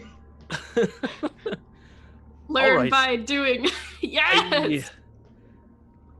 I took a look at this, and the only thing I can think of is to put it on to try to see what it does. So, I'm gonna have to have you pull it off if something crazy happens, alright?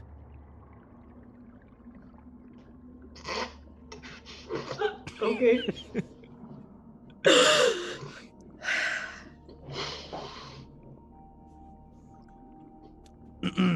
Are you ready? You might want to Go put for your it. hands on it first. I'll put my hands on it. I'll be ready to pull it off. Just And he Are you slides putting it on up. over the cap of water breathing, or are you taking your No, current I magic took it off like as I got out Okay. of the water. I took it off. So you lower down. Torvald's now wearing this. It's this ornate headdress. It's got spider-themed, like, circlet strings of, like, beads and, like, silver chain hanging down, little spider web ornaments. It's very sparkly. pretty. And Torvald, you feel this tingling through the tips of your fingertips. And you're not entirely sure, but you have a strange urge to crawl up the wall. Okay. All right. I think it's safe to take your hands off right now. Is it all right? I'm pretty sure it is. I'm gonna try something though. It might end poorly. If you die, can I have your things? Of course. Okay. This is the try way.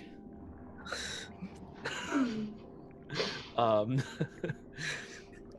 So then Torvald will kind of go up to the wall and just kind of put his hand on the wall and then his other hand and try to pull himself up. It's not difficult at all. You have currently a climb speed that is equal to your movement speed. You can move up and down and sideways across vertical surfaces without difficulty. You're now Spider Dwarf. Spider Dwarf.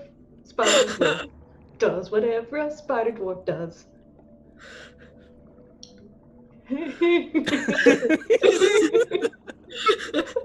So you just see him crawl up, and then he's just like on the ceiling above you. Are you serious? What else is down here that we can take? This is grand. What does that chalice do? I'm not sure. I was focused on this. And he'll kind of like climb down. The beads on your headdress rattling a little. Oh, you look quite stunning. Why, thank you. I almost forgot that I was mad at you. What else is in here that we can take? There's nothing else, right? We've already. You've not nailed down. Bare. They hadn't actually nailed anything down, but if it was nailed down by now, you've prized out the nails and taken the nails. Well, we should probably see if anyone else found anything. I'm keeping my torch too. All right. He kind of picks it up from the urn and at this point, you hear shouting. You hear voices. I run out of the room like Gandalf, one hand with the staff, one hand with the torch. And you hear from up the corridor where you originally came from, you hear, look, all I want to do is make sure that they are not breaking anything.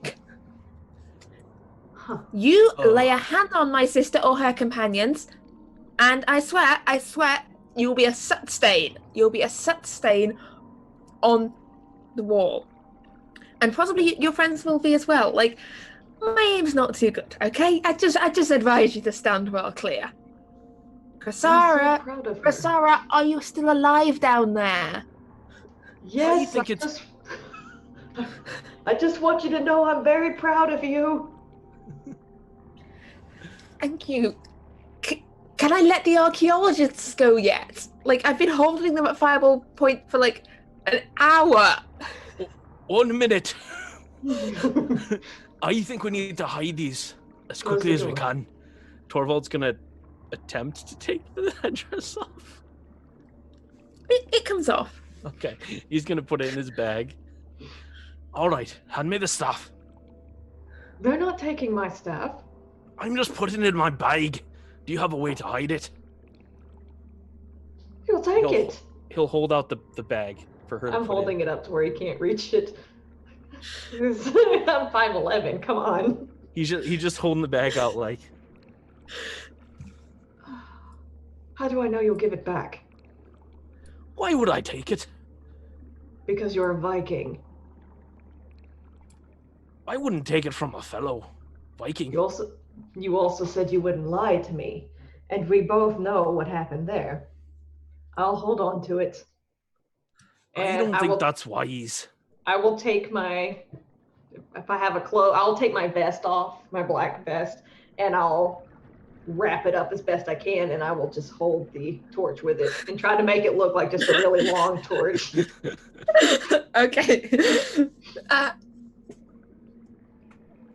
trying to think if this maybe a deception check just for funsies. Whilst this is going on, Eira and Actaea, you can hear this commotion getting closer as Amalia is shouting for her sister. 15? Okay, you reckon you made a pretty good job of your long torch blanket combo. Torch. All right, that might work. Hands over the torch. And if they tried to take it, I have them all. Look. Krasara, the archaeologists are getting a little restless. They keep threatening to call in someone else, and I don't know who this someone else is, but she is talking currently in Primordial.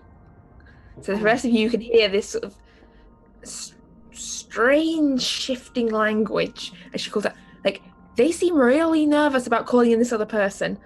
Well, so I'm not sure if you want them to turn up, because they sound like bad news, or whether you just let them call them, or whether I frisk them and stop them calling them.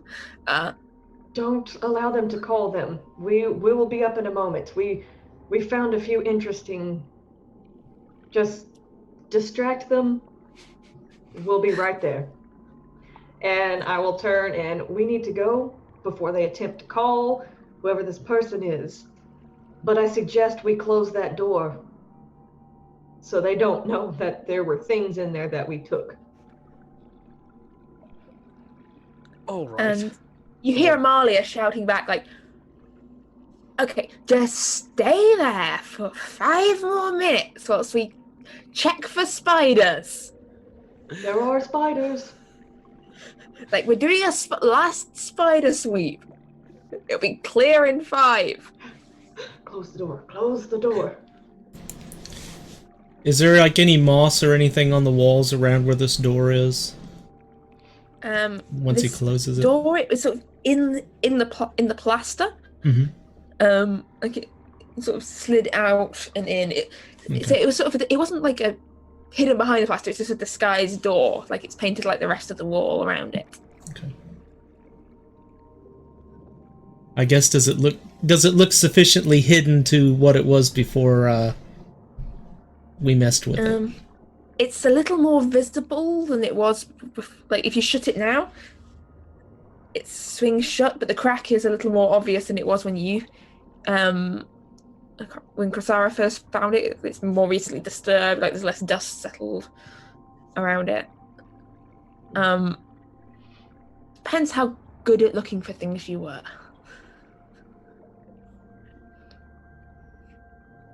Well, I hope that works. If not, we don't have a clue. We didn't see a room. There was another way out, right? Like back in the water. Yes, there was a completely. It was descending down to being completely submerged. No one had been very far down there.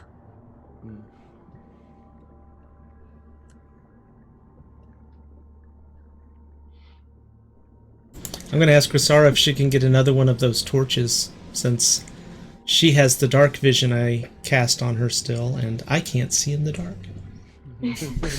She'll walk up and take a torch out and hand it to you. Cool. Next time, don't throw torches. Don't throw my ale overboard next time. I didn't throw your ale overboard. The never-ending ale that you threw overboard? I threw the chalice overboard. While they're talking, Torvald's gonna walk over here, put on the hat, and just gonna start walking down here. Okay, So Torvald, you head down this dark, fully submerged channel under the water, and it continues on for about sort of 50 feet or so, and then you can see it opening out into a wider chamber. A few sort of strange pale fish swim past you. There's a bit of waterweed drifting around. And it opens out into this chamber. You can see the surface of the water above you. It appears that there is some air, at least, in here, but perhaps not very much. It's just deeply filled with water, this chamber. Bear with me one moment, and I'll show you.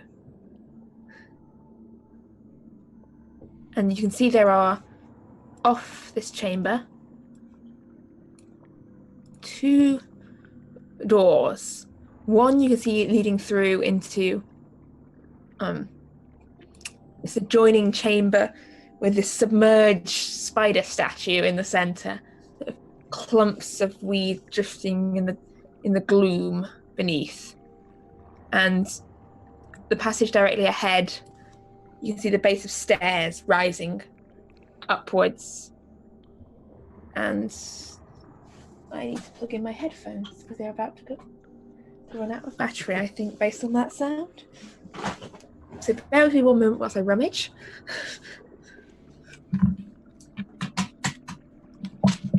What?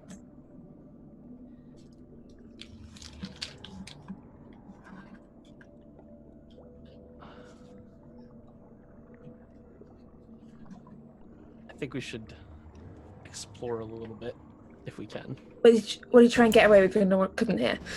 Do we want to do anything to try and block the path or something to keep them from coming in? Threaten them some more, or let them come in, because To threaten them. it sounds like Amalia's got her hands full. I don't think they're any harm. No. If we I allow don't hear any spiders down here. We just killed the spider demon. Well, these little archaeologists. them, they'll take our things. We won't be able to take anything else if they're on top of us. Maybe we distract them and then lock a door behind them. Maybe if we tell them how exciting this altar looks in the other room, they'll investigate it. Perhaps. And let them stay in there.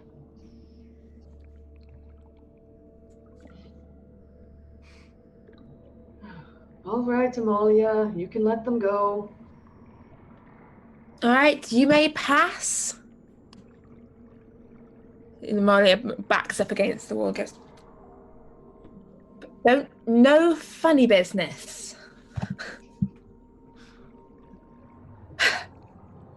Cecile huffs a little, and Cecile and Aramil come striding through into the spider chamber.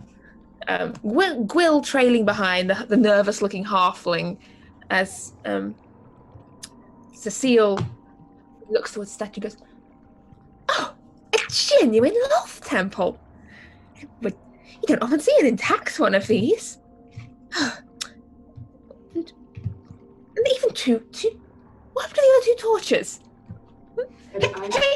Hey! No, you're not supposed to take things. It's an archaeological site. It's an archaeological site. I'm taking the torch, I can't see. And I just walk past. Aramil, do something. Stop her. And Yes. he turns, and Ira, you understand the Elvish as he goes, have you seen the size of the maul she's carrying? I can't stop. I'm not getting into a wrestling match with her. Look at her. Yes, please try and stop me from taking a torch so that I can see after we've all saved you from spiders. I'll flex a little bit because I got These muscles. murals, priceless. Pity they're not more intact.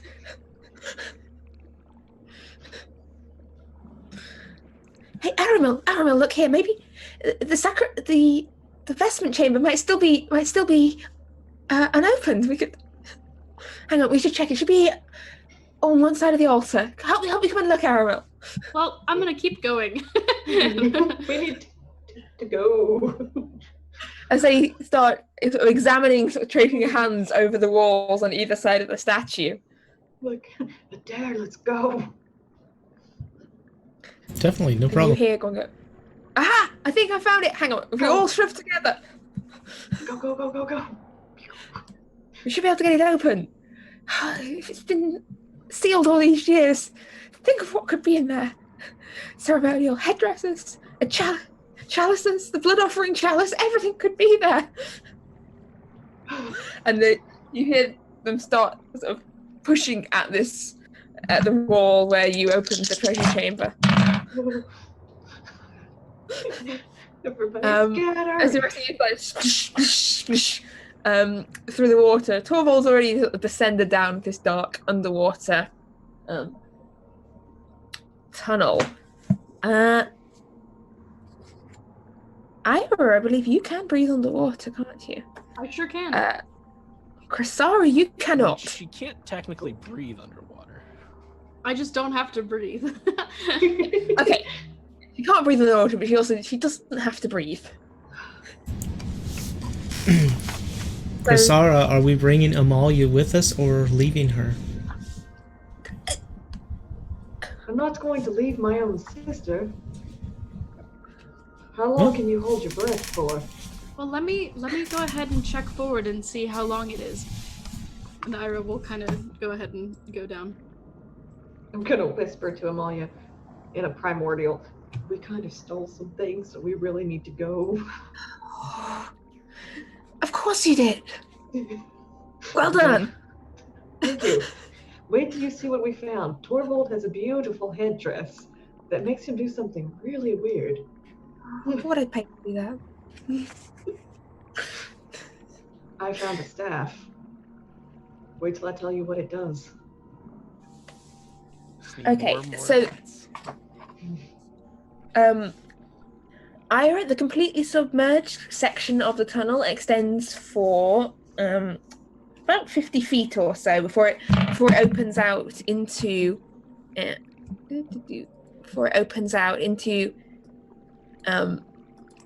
this still very, very flooded chamber, but one where there's a little bit of air at the top. Am I able to provide breath? People going underwater? You could probably give them like a breath or Let two. me Like, look. Have you got any particular check your abilities? I'm just checking the rules for swimming and underwaterness, but unfortunately I have no idea where in any of the handbooks to find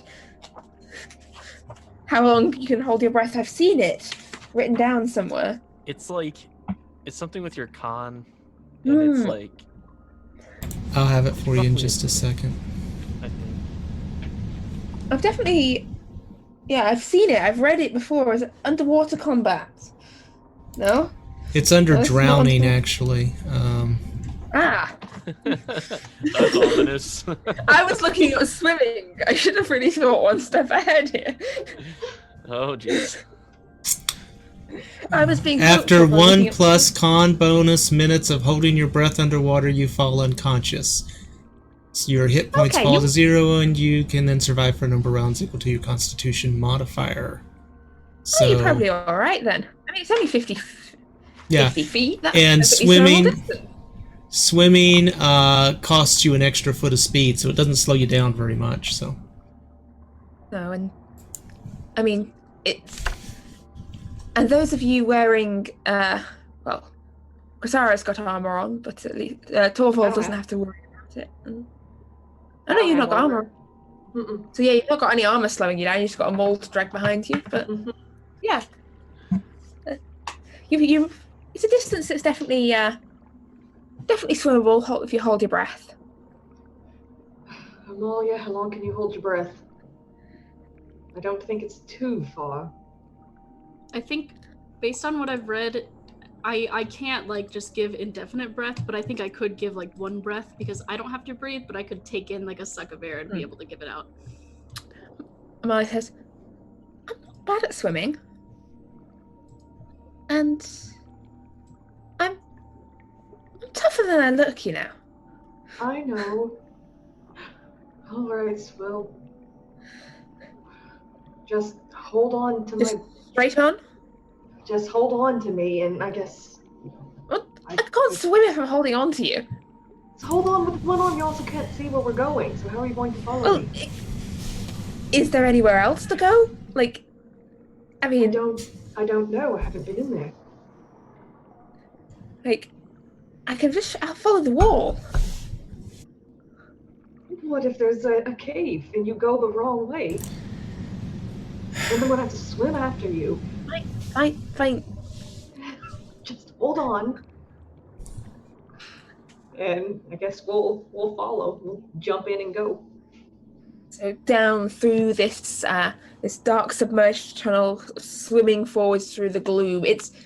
I mean, even with dark vision, this is murky water. You can't really see much at all here. Yes? My magic torch, is it still lit?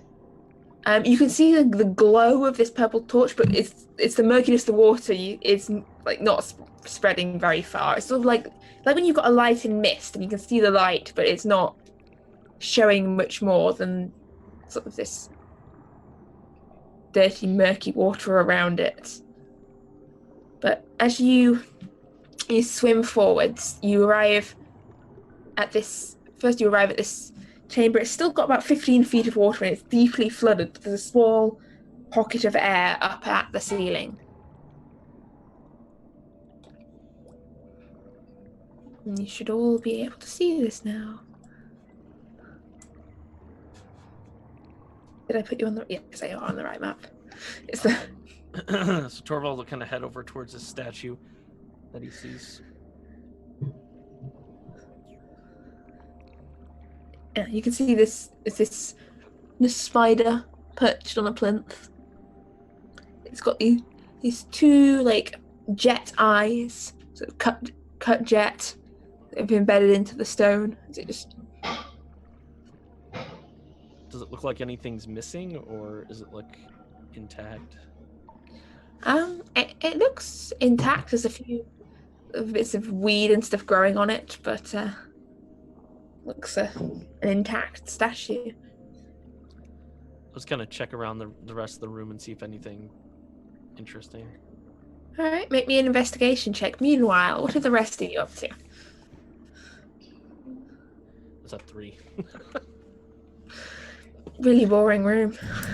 Assuming everyone made it safely into the room. Yes. You were gasping for breath a little. Is there anything... How the water, I think that says 10 feet deep, is that correct? That says 15. 15? I'm sorry, I can't read it. I read my... No, that's because I wrote over it. Oh, okay. All right. Well, look around the room as best I can, considering you said it was murky, 15-foot deep water. It's murky, gloomy water. You think you feel perhaps something brush against your leg, then you realise it's just this, like, water weed that's growing thickly from the wall. There's this clammy touch of it against your leg. Okay. Yeah, Torvald, you don't find anything of particular interest in that room. All right. I'm gonna go up and just like touch the statue. Nothing happens.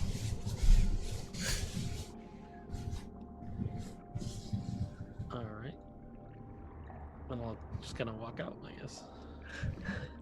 So the rest of you are sort of treading water. Because currently, if you're standing on the bottom, you maybe an athletics check, please, all of you there, hanging around treading water in this chamber.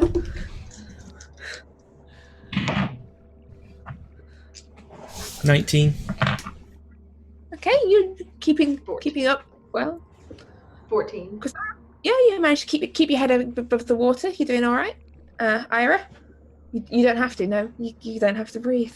I got an 18, but I mean, you can swim. You can keep your head up, or I'll use my athletics check to do like some tricks.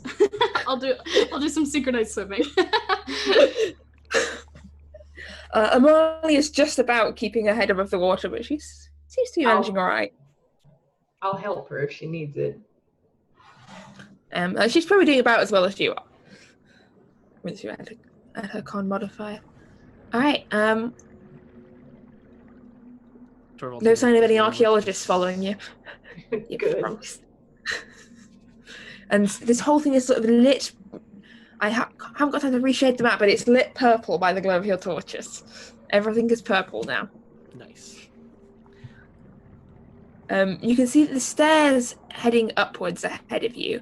And as the stairs are going up, obviously the depth of water above gets less and less. So by the time you reach the top of the stairs, there's about 10 feet of water, which is still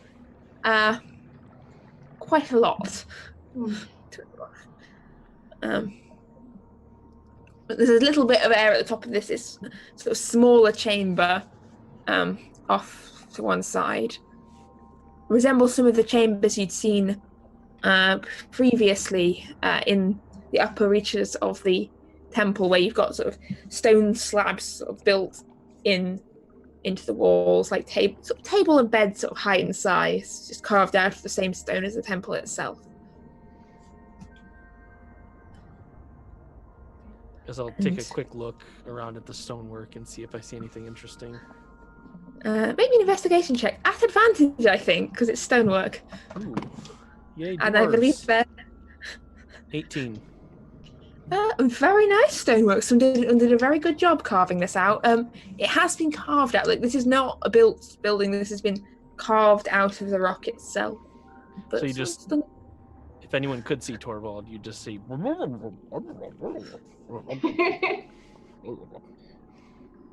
then he'll just kind of like leave. And you can see the stairs heading upwards further ahead. Is anyone else following Torvald, or are you just? I'll offer to guide Amalia so Chrysara can go ahead and keep Torvald from getting himself killed. Okay. Thank you. Torvald's got a big old smile on his face, just like strolling through the water. It's like, treasure! He's got treasure and dwarfy shark. Dwarfy shark. We found treasure. But yeah, due to me drawing this map back to front, Torvald, the tunnel does continue directly onwards up the stairs.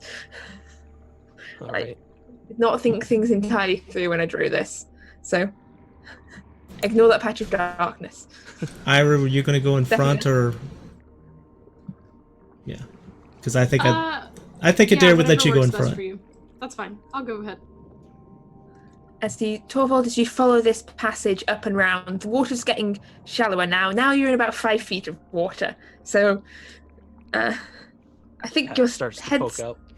Yeah, your head's poking out of the water as this tunnel bends around ahead of you. And the rest of you, by the time you've reached the top of this staircase, you are, head and shoulders above the water, sort of able to breathe and no longer swimming. And you can just see ahead of you this little dwarf head sticking out, and, like, just the very top of it. As the passage continues onwards and opens out into this square chamber, now 5 feet deep in water. And at the far side, you can see a rather familiar-looking gold statue. It looks pretty much like the same one you found in the storage chamber previously. This smiling elf strumming a harp, same size, also gold.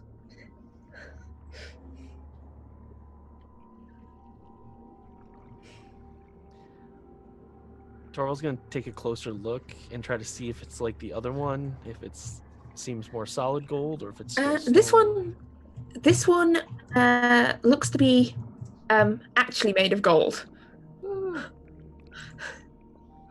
So this one is looks to be entirely made of gold, meaning it's probably incredibly heavy, but also quite soft and gold.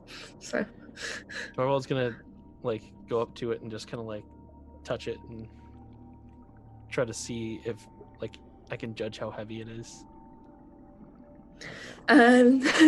Like based on my knowledge of the Really material. favorite thing. Based on your knowledge of the material, the result you get back is the DM will get back to you on the weight of a gold statue the size of a person.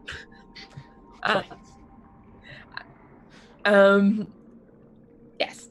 I don't know that off the top of my head, but a person-sized gold statue, if anyone would look up the approximate weight of that. Now, I just want to say, person-sized, I know you're not being, specific against whether, gnome or people. Elf. Dwarves or people. Okay. It's an elf.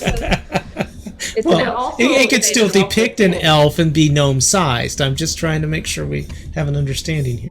It is an elf-sized statue of an elf. Like, all right, we're clear? All right, fine. I tried, man. I tried. Yeah, so it is person's weight in gold. What is a person's weight in gold? I don't know. I didn't think through someone lifting up the trying to take an entire gold statue. I should have done, but I wonder if Vikings. What do you want? I wonder if, say, something with the strength of 19 might be able to carry it. Probably. Yeah. I could probably carry it in my bare arms. Do it. We'll be so rich. I could bear it right out of here. You could bear it right to the store. Person-sized gold statue. Well, if a person's 125 pounds, then the statue would be 125 pounds. Gold No, is... because the statue's made of gold. Gold is slightly more dense, has a little bit more weight. So. A little more dense than some people. That is true. Not everyone. So how intelligent was the person the statue's made of? Were they dense or not? And elves are slimmer than humans because they're smaller, so it should be lighter. Yeah, I'm accounting into that. And we want this in pounds, right? Because that's the that's what I've chosen. Sorry, I'm having to. Okay, I'm getting roughly an estimate here of a bit less than £3,000. Holy cow! Gold is heavy. What? A ton and a half? No problem. Arms off. We'll melt them down. I mean, it's gold. Gold is a soft metal. Chop it into pieces. We'll split it out. Well, the rest of you reach the top of the stage. You can see Torvald just like eyeing up this gold statue. How you doing? Torvald, cut it up and we'll take some of it to sell. Bubbles. I know you're looking at it. I've known you long enough. We can't carry it whole. You see his hands pop out from the water. Yes, take a couple of hands. It'll be fine. Rip the harp out of its arms. Maybe we can sell that. Can melt it down. Torvald's gonna, try to detach any parts of the statue, possibly. I mean, is this with your axe? Oh, with his smith's tools, I guess. I don't know. I mean, if you take some time, you can, between axe and smith's tools, probably break off, depending on whether you're going for fingers, getting a good swing and angle. With, a good amount of time, you might want to get, arms, hands, and head off, but that would take some time. Yeah, so he's just going to take as much time as he can and try to just take off, a good amount. So while Torvald is spending a significant amount of time sawing bits of the statue, what would the rest of you like to do? You are still standing in 5 feet of cold, murky, stagnant cave water. I'm gonna head down those stairs, down this hallway. The stairs carry on upwards, and you can see the water getting shallower and shallower as the stairs go upwards, till they reach dry land. And the passage continues onwards. Again, I drew this map in a silly way. The passage continues onwards ahead of you, and you can see daylight. Hmm. You can see I- daylight I coming can in. see light. Through narrow slits in the wall of this chamber with pillars, as if dead leaves and twigs have drifted up against the walls. You can see daylight coming in through these like little, like deep arrow slit sort of style windows. There's deep silled long windows. You wouldn't be able to get anyone through them, but you can see light and fresh air coming in from outside. I probably couldn't get anyone through, but I bet you a large mall could probably make enough room for someone to fit. I mean, looking at them, it is pretty thick stone. Finish the math for the statue, by the way, if y'all are interested. What's your math? What do you get by your reckoning? The statue would be 1,912.86 pounds. Cool. So it's Based only a off of- ton. Okay, Yeah. that's not as big a problem. I got Split it in half. We'll be good. Based upon cubic inches, which is I got about 2.5 tons based on doing it in grams and then transferring it to pounds. But yeah, I did grams to pounds as well. I looked at the You cubic. said 1.5 tons, Tess. 1.5. Sorry, wait, is a ton not 1,000 pounds? 2,000. I have 2,000. no idea. 2,000's a ton. Okay, that was me. It's I just was a ton. sorry. That was me thinking that 1,000 pounds would make a ton because that's So it weighs a ton. It weighs about a ton. So could a strength of 19 carry a ton? If you were an elephant. If you were But a a bear? Goliath, maybe. Loxodon. Brown bear, So maybe? And brown bear could push it. Strap it as on. I'll Chrysara ride it out of here. heads on upwards of this tunnel, what are the rest of you? Are you following, or are you staying back to assist/watch Torvald in his statue dismemberment? If there's dry land, I'm going to take Amalia to it to get her out of the water. Yeah, I will probably continue towards Chrysara. Yeah, so Amalia's sort of wringing out sort of her wet hair and like wringing out her skirts. And then I'll come back and help Torvald in any way my unskilled hands can. Yeah, but we can do like a pass. Adair, if you wanted to pass Amalia over off to me, I could help her lead the rest of the way to Chrysara. Awesome, thank you. Yeah. Is that fresh air I smell?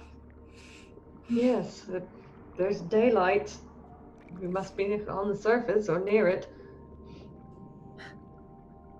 That's good, isn't it? I don't really know where we're going. Why are we even here? Well, we came down here to help. We helped that stupid halfling. But now we're on the run with stolen goods. Okay, that makes perfect sense. Mm, We're Well, running from the archaeologists we had to save. yes, because we stole their things. Actually, not their things. They were technically undiscovered things. It's finders They're future keepers. things, yes. They. Yeah. Well, And I still have a massive bone to pick with Torvald. And I'll switch to Primordial. He encountered something while he was on watch. what do you mean? Encountered something? The Fae. They were Your here. friends? Yes. And He didn't. what for? Why? Which fate? You mean Olwen, or the other ice fairies, or the dancing fairies?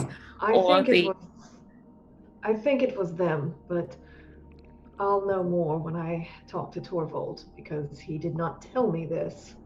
He hid it. Well, if you need me to help threaten him, I can help you. I'm going to try to appeal to his softer side and at least let me get her back. If I can put her somewhere safe and she's not with the party, perhaps he will stop being a butthole and help me. Hopefully. Yes. Yes.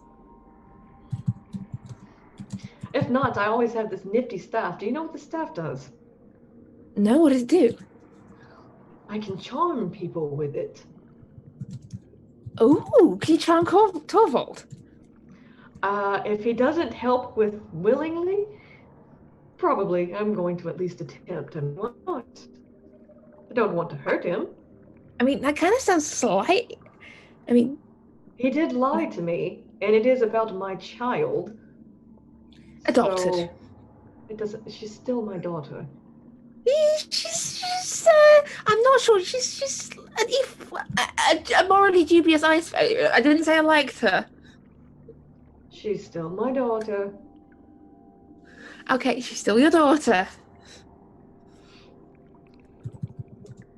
You two could be friends. You know, she isn't bad.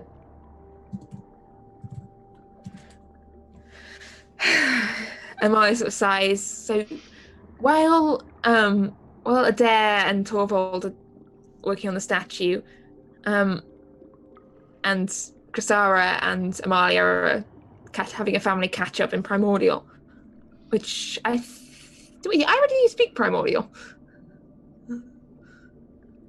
Do I? Yes, I do. Yeah, you can hear exactly what they're saying. Mm-hmm. I certainly do. What are you up to, Ira? I'm gonna pretend I didn't hear what they were saying, and I will just continue forward and just kind of look at Chrysara and be like, "Well, I guess we keep going," and just keep going this way. Okay, so the pathway leads up. Passed by another statue. This one of an elf in sort of ceremonial robes, sort of hands held in like a very serene pose. And as you head further up these stairs, you can hear the whisper in the back of your mind. This slow chant, seemingly far distant and yet near, echoing in the back of your mind. And the steps lead up further into this rectangular chamber. And the decoration in here is slightly different from that in the rest of the temple. It's slightly more familiar to you. As the steps lead up, you see, raised up in the center of the room, this stone basin of a similar design to that which you saw in the laboratory before, and stretching out from this on the front of these inlaid lines of copper, sort of webbing out from it.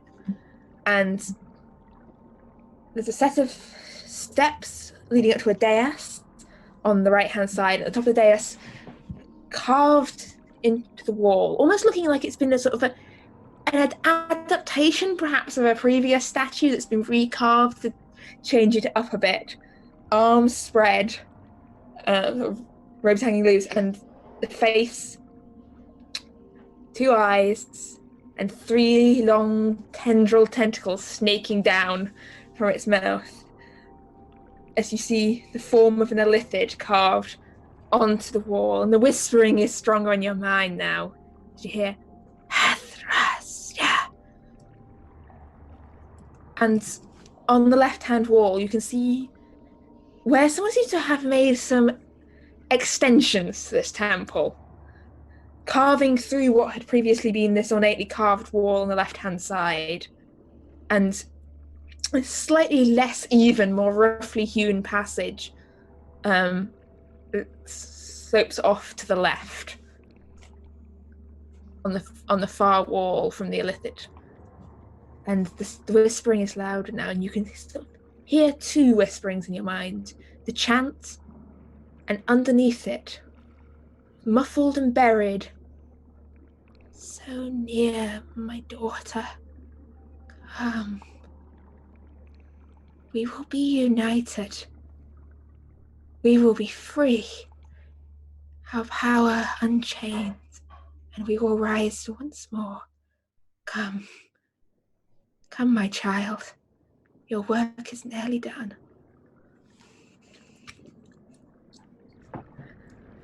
I think I found the exit. Wait for us. I'll wait. Come. I'm antsy though, so please hurry. Well, I mean, we're not going anywhere, so no need to be antsy. I just like to keep moving. And I'll lower my voice to where she can't hear and switch to primordial. And does she still seem off to you? I mean, she was always off. Like, this is Ira. I mean, It's sure. maybe a different off. Like, she was the one that the first time, like, I came face to face with her, told me, I think, her entire life story and the life story of every person she met that day. Like, she's not the kind of person that keeps secrets. But I don't know. ever since something's... I think we should get the others. I mean, that statue's not going anywhere, and I don't know, I think... I have a bad feeling about this. I don't think it's safe to follow her for some reason. We need to get the others and see what they think as well. Kosara, you hear it now as well, in the back of your mind. This strange rhythmic chant. Do you hear this? Far. Whispers growing. Nolia, do you?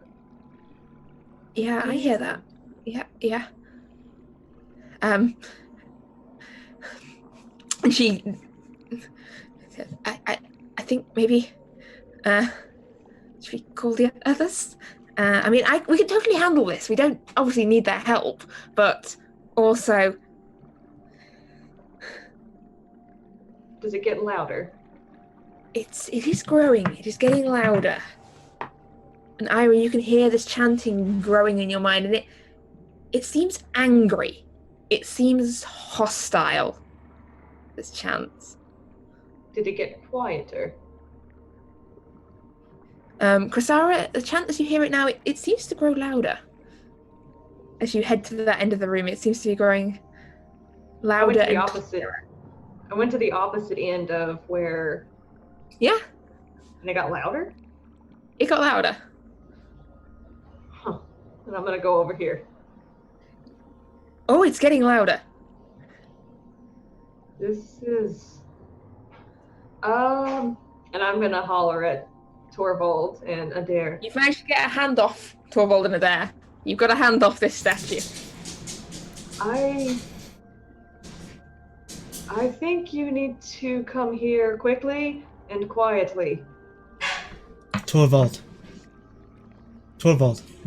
you've got a hand. Why don't we come back later and we'll drag this thing out? I'm glad you agree. Torvald will put the hand in his bag, I guess, and then start making his way over here. Up, out the water, and as you head out, you start to hear the chant in the back of your mind, and Adair, you hear it too.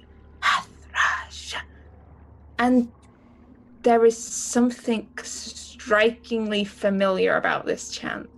Okay. You have heard it before. All of us have heard it before? Adair has heard it before. Oh, Adair. So Adair, you recognize this chant, and I think I know you know where you recognize it from. I think I do, if I'm remembering right. think we probably want to get away from here. I don't know that we want to, Ira's up there. Olivia, come, quick. Act now. I think Ira may be part of the problem. Evil spider lady back there made a statement about her and her type, I believe it was. Seemed to recognize her in some way. I remember her saying that. I thought she was just mad at me for putting a dead hand on the altar. I suggest maybe we go catch Ira before she does something that puts us all in bigger danger. I started to hear the noise as I got closer to the hallway. I don't know if I want... Is it safe for us to go in that direction? This is the chanting from the dream experience, right? Yes. Yeah. Yes, this is the chanting you heard in your dreams. Yes. When we had an experience while you two were away, Aldous, Ira, and myself, and this is a very bad thing. I think we definitely need to move along and do what we can, and quickly. Torvald The hearing this chanting is feels more insistent now. It almost like it's not just, even if you're not moving, it's growing louder and it seems to be getting more faster and more insistent. As we walk along, I will relay to them about the pool of water, the chanting, the people surrounding it, and all that. Well, for the sake of, I don't know if they. Hey, they need to go back and watch it. That's their problem. Give them a brief recap. Well, Ira, what are you doing? Well, Adair recounts his experience in hills made of bones and strange dreams of his mother, the tree, and a pool of surrounded by people carrying out some kind of ritual. I think there's chanting. Do y'all hear that? The more the chanting, Olivia, it cannot hurt you. Come. Should we go? Break the circle. Should we go investigate it? I don't think that we should. Well, what if something's happening? I mean, wouldn't we want to stop it? It sounds really familiar to me, Ira. Can you make out what it's saying? Does it make any sense to you? What is the exact translation? It's free us, basically, right? There's two things you're hearing. You're hearing this growing, insistent, angry chant in your mind, and underneath it you can hear the voice. So you can't understand what the chant's saying, but the voice underneath it you can understand, calling for you, asking you to come save it, to come help it. No, I don't know what the chant is, but I do recognize it. Do I think she's telling the truth? I am telling the truth. Make an insight check. See if you think she's telling the truth. Because she specifically said she doesn't know what it's saying. The chant, no.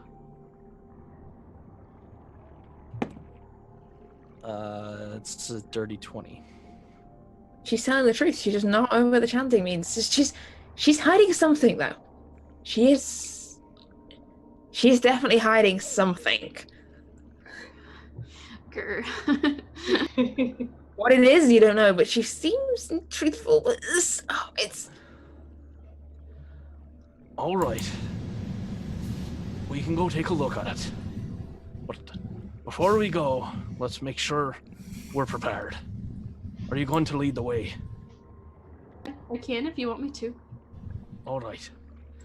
Torvald's going to put his hands on her shoulder, and he's going to say, the power of thunder compels you, as I cast protection from good and evil. Oh, what does that do? On Ira. Oh, Tis, what does that do? I don't know what that means. I believe it's with a fiend. I have a protection from good and evil. I don't play clerics, okay? Ask me about Eldritch Blast all day long. Do you want to know what it does? Hang on, Dissonant Whispers. I'm good. Dissonant Whispers. Protection from evil and good. Until the spell ends, one creature you touch is protected from certain types of creatures. Aberrations, celestials, elementals, fae, fiends, and the undead. So, those things attacking you will have disadvantage. You can't be charmed, frightened, or possessed by them. And...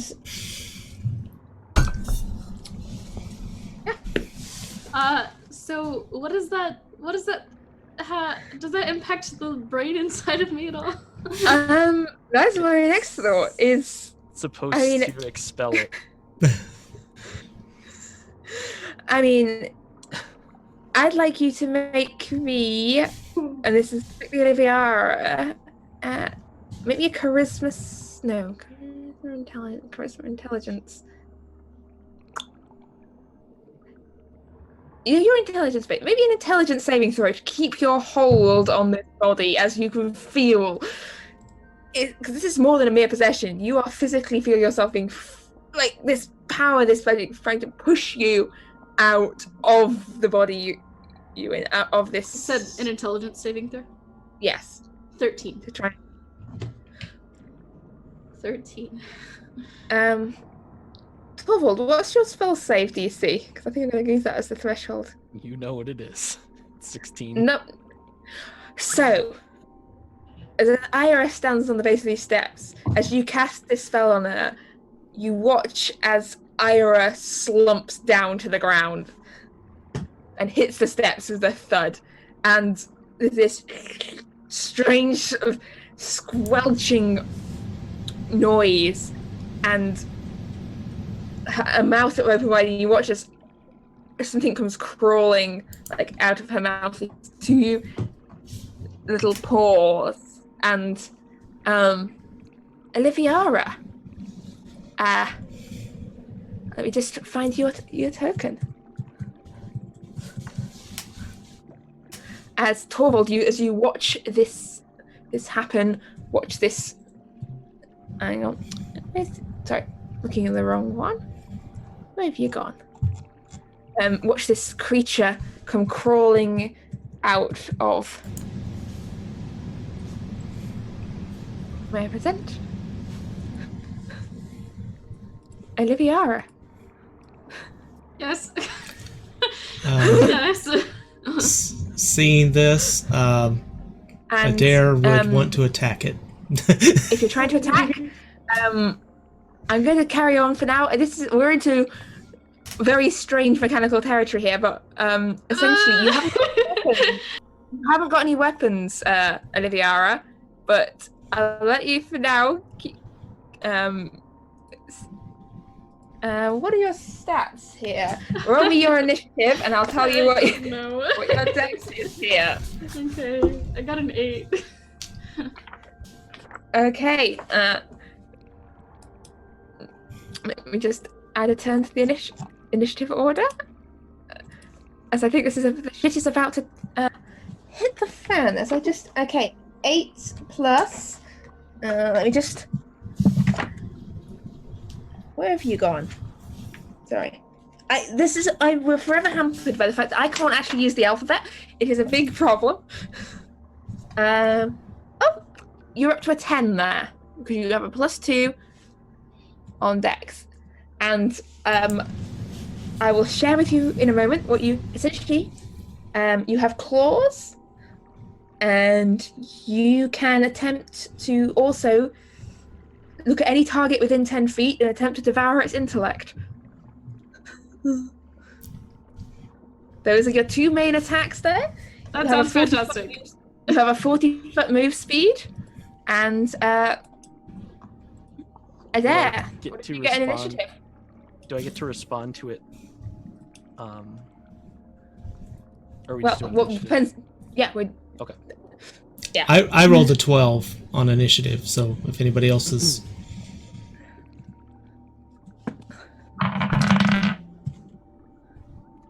I rolled a 5. Chrysara? Oh.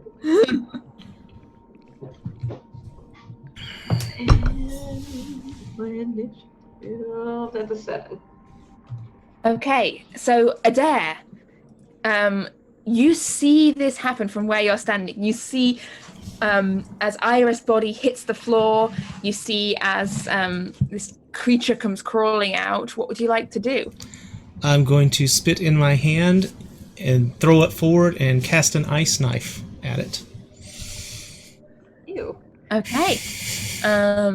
Is that an attack roll or does that... That is an attack roll, and that is going to be a 25. Spitball knife. Oh, I love this ice knife. Your AC is 12, Oliviera. Your AC is 12. I'm telling you that. I should. So can I hit her twice? No. All right. Things are not looking good. So to start off with, that is 8 piercing damage. And I need to grab some D6 here. I will DM you what your HP hit points are. Sorry, I gotta grab more D6. Just a minute. Be magical piercing damage, right? Yeah, I assume, but I don't know. I don't know how that works. Never looked that up before. And 11 cold damage. Oh, there's a dexterity saving throw. I'm sorry. It needs to make a dexterity saving throw, DC 15. Okay. I'm now referring to you as it. Sorry about I got that. an 8. It's okay. Okay, so then I it'll got be an 8. 11 cold damage. Okay. 11 cold damage total. Mm-hmm. Okay.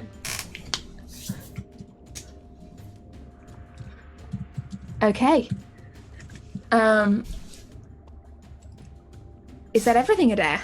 That is... yeah, that's it for me. For now. Olivia. Olivia. You feel freed from that fleshy shell you were in. You can feel the presence of those around you. You know exactly where Torvald is, where Adair is, where Amalia Chrysara is. You can feel the pulsing presence of the center, the elder calling to you. And beyond it, you can feel another familiar presence of your ally and your friend. You know, up and around, further through the tunnel, you can feel the presence of Venthil as you knew him, your ally. Oh, I think I'm going to run away. So are you disengaging or are you just running? Am I able to disengage as a brain? Yeah. Yes, you can. Disengage. It's your action. So you. My brain disengages all the time. I will disengage and then I will run. And I have 40 movement speed, correct? Yes, you have 40-foot movement, Steve. I'm a tiny little creature. Let's see, it's 10, 25, 30. I need to reveal some more tunnel. Wow! I'm over here now, baby. And ahead of you, you can see the tunnel stretching down, and you can see this purple glow on the walls, lighting up from ahead of you. And ahead of you, you can see this circle of figures, and beyond it, you can see the familiar, friendly, warm purple glow of home, of safety. And Chrysara, it is your turn. What would you like to do? So would there not be an attack of opportunity for Torvald as it moved out of melee range from me? Oh, she disengaged. I'm a moron. Told you, my brain disengaged. Yeah, see? Brain disengaged. It happens. All right. Chrysara, I think you're muted, but what would you like to do? I'm going to charge forward and I can no longer see the brain, correct? The brain has gone scampering up very fast around the corridor, and the brain has run away. Okay, so if I'm running, how far can I get? You've got Where's my running? if you dash, you've got 60 feet of movement. If you use your action to dash, I am going to use it to dash. so yeah, if you dash, you can catch up with the brain, but you've used your action. Okay, I'm gonna do that. Okay. So So so I'd be here somewhere. yeah, you can dash, you can catch up, you can see this little brain on the floor, and ahead of you, you can see this corridor stretching down and this purple glow, and the shadows of this ring of figures, almost still as statues, standing hand in hand in a circle. And beyond that, you can make out the purple glow of what seems to be a pool. And there's something in this pool. It's hard to make out clearly beyond these statues, but there's something in this pool that appears to be moving. A tendril reaching up and touching at the air. Okay. Can I use my rod? That will require an action. Okay, so I've already used my action. Okay. Yes. And, You've got a bonus action if you've got anything useful you can do with that. my bonus actions. It just says like 2-weapon fighting, great weapon master attack. I don't have anything I can really do because I can't. I'm not close enough.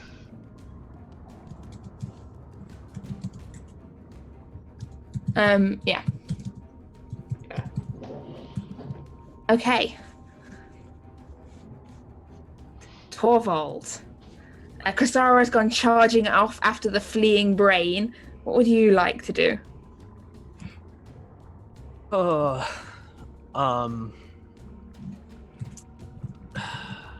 So Torvald is going to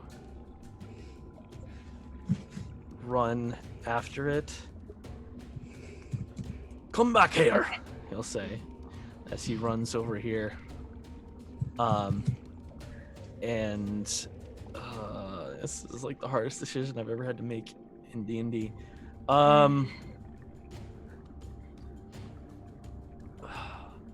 He's gonna say, do I have, is there like cover for that, or do I have kind of a straight shot at the brain, or is it?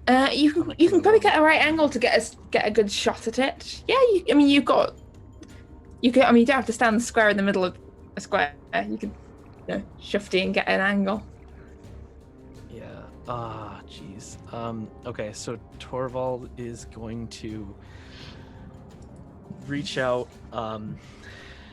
He's going to have energy just start to build in a sphere as far up as I can get it, to try to not hit Kristara, like kind of like in front of it in the tunnel as he casts a shatter. Oh, okay. I think that's is that Connor or a dex save for our brain friend here? For shatter is a Constitution save. And it's going to be a third level spell because that's the only spell slot I have left. All right. So as the stone rumbles and shakes in this corridor, and Eira, I need you to make me that con save, please. Oh. That's 12, you said? Yep, just a 12. So that's going to fail, and I'm going to use my... Do I have it still? Yes. I'm going to use my Channel Divinity to max out the damage, which is 32 thunder damage. As you just see this pressure build, and it just explodes right in front of the thing. So, Olivia, you see the warm light. You can see the light of home, of safety, and of comfort close at hand. You've almost succeeded. You've almost done, and then there's this woof, and everything goes black. And from your perspective, Krasara and Torvald, you essentially see the remains of Oliviera just go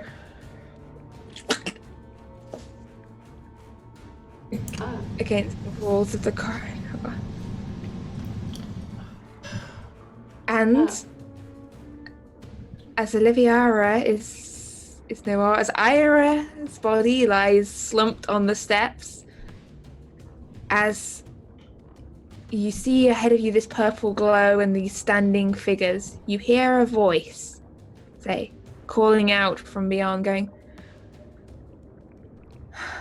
"What a shame. I had good hopes for that one. Well, you didn't learn your lesson last time we met. But this time I see you haven't brought the old man with you.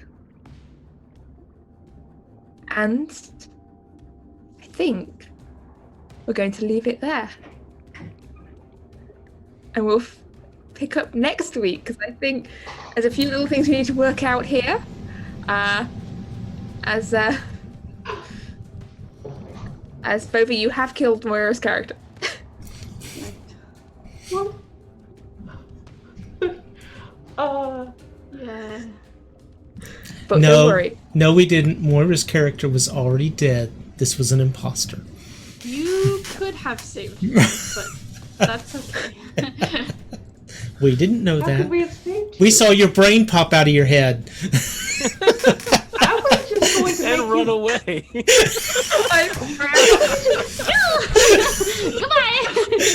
I wasn't going to explode you. I was just going to make you see me as your trusted leader and then get information. I wasn't going to kill you. She would have disengaged, gone to her friend, and done the fusion dance, and probably killed all of us. So When I hear it. I was like, what if she eats Torvald's brain? I had a first level spell slot ready for protection against good and evil, so I was ready for that one. I was like, and then Torvald is now Oliviera. This is just one by one. Everyone is just Oliviera. But don't worry, Moira. We'll get something sus this week, and Eira's not entirely out of the picture. Oh jeez. Oh, It'll just be complicated. It's zombie. complicated, and it depends. How fast can you find someone with some good spell slots? Amalia. The right sort of spell slots. Right sort of spell slots. Because She's a sorceress. So. at this point, I'd like to make clear the clock is ticking on any kind of getting Eira back spells. Good times. Woo! Sorry, Moira. Sorry, Moira. I'm having the time of my life. I love it. I've never had a character die ever in all of my years playing D&D, so this is like, I'm like a little stressed, but I think it's so interesting. So we'll see how it goes. Yes. Sorry, Moira. Yeah. So. I'm really bad at killing player characters. I was like, no. It's okay. Technically, it wasn't you. It was Torvald, so you're okay. This is the I second have time to I've go. Bye. I just keep killing Moira. I killed her in another game once. Where I'm like, oh, Yes, Oh, my Torvald, first you just killed your experience. girlfriend. Oh, it's okay. You just killed your It's better this girlfriend. way. But yes, we will be back with Isfjell next week. And in the meantime, in about half an hour or so, Party Foul takes over on Mandari's channel with some lovely people. And on Mondays, I believe, I can't check with both because he's not here, but I believe there is Eden, which is a sci-fi themed D&D game. Mm-hmm. On Tuesday's time, is it on this week? Our last episode for season 1 is on Tuesday. All right, so Yeah. Tune in on Tuesdays for Black Death, a wonderful, delightful rainbows and sunshine game about plague. And Wednesday night, I am running a one-shot on the McStabber Studios channel, Dead of Night horror game. And then next weekend, on Saturday and Sunday, the virtual horror con is being hosted by Gehenna Gaming, and a couple of DMs you are familiar with will be running games during this weekend marathon of horror games. So yeah, so I think it's pretty much most all day Saturday and Sunday. Pretty much, they've got games, they've got panels, and I will be running some Call of Cthulhu, which is my other favorite game, and I believe Tam is running. I will be placing mortals in danger in a Chronicles of Darkness game. Set in the modern day. Yes. No plague. No plague. I've had enough plague for a while. Is there Black Death going on? Right, it's like, we need a break. You brought it upon us. Yep. Yes, and there's, I think, all going well, there should still be Isfjell next week as well. Yes. That is the plan. Yep. Yeah. All right. And come and see what becomes of Eira, what becomes of the rest of them, how they do the second run-in with their everyone's friendly local illicit.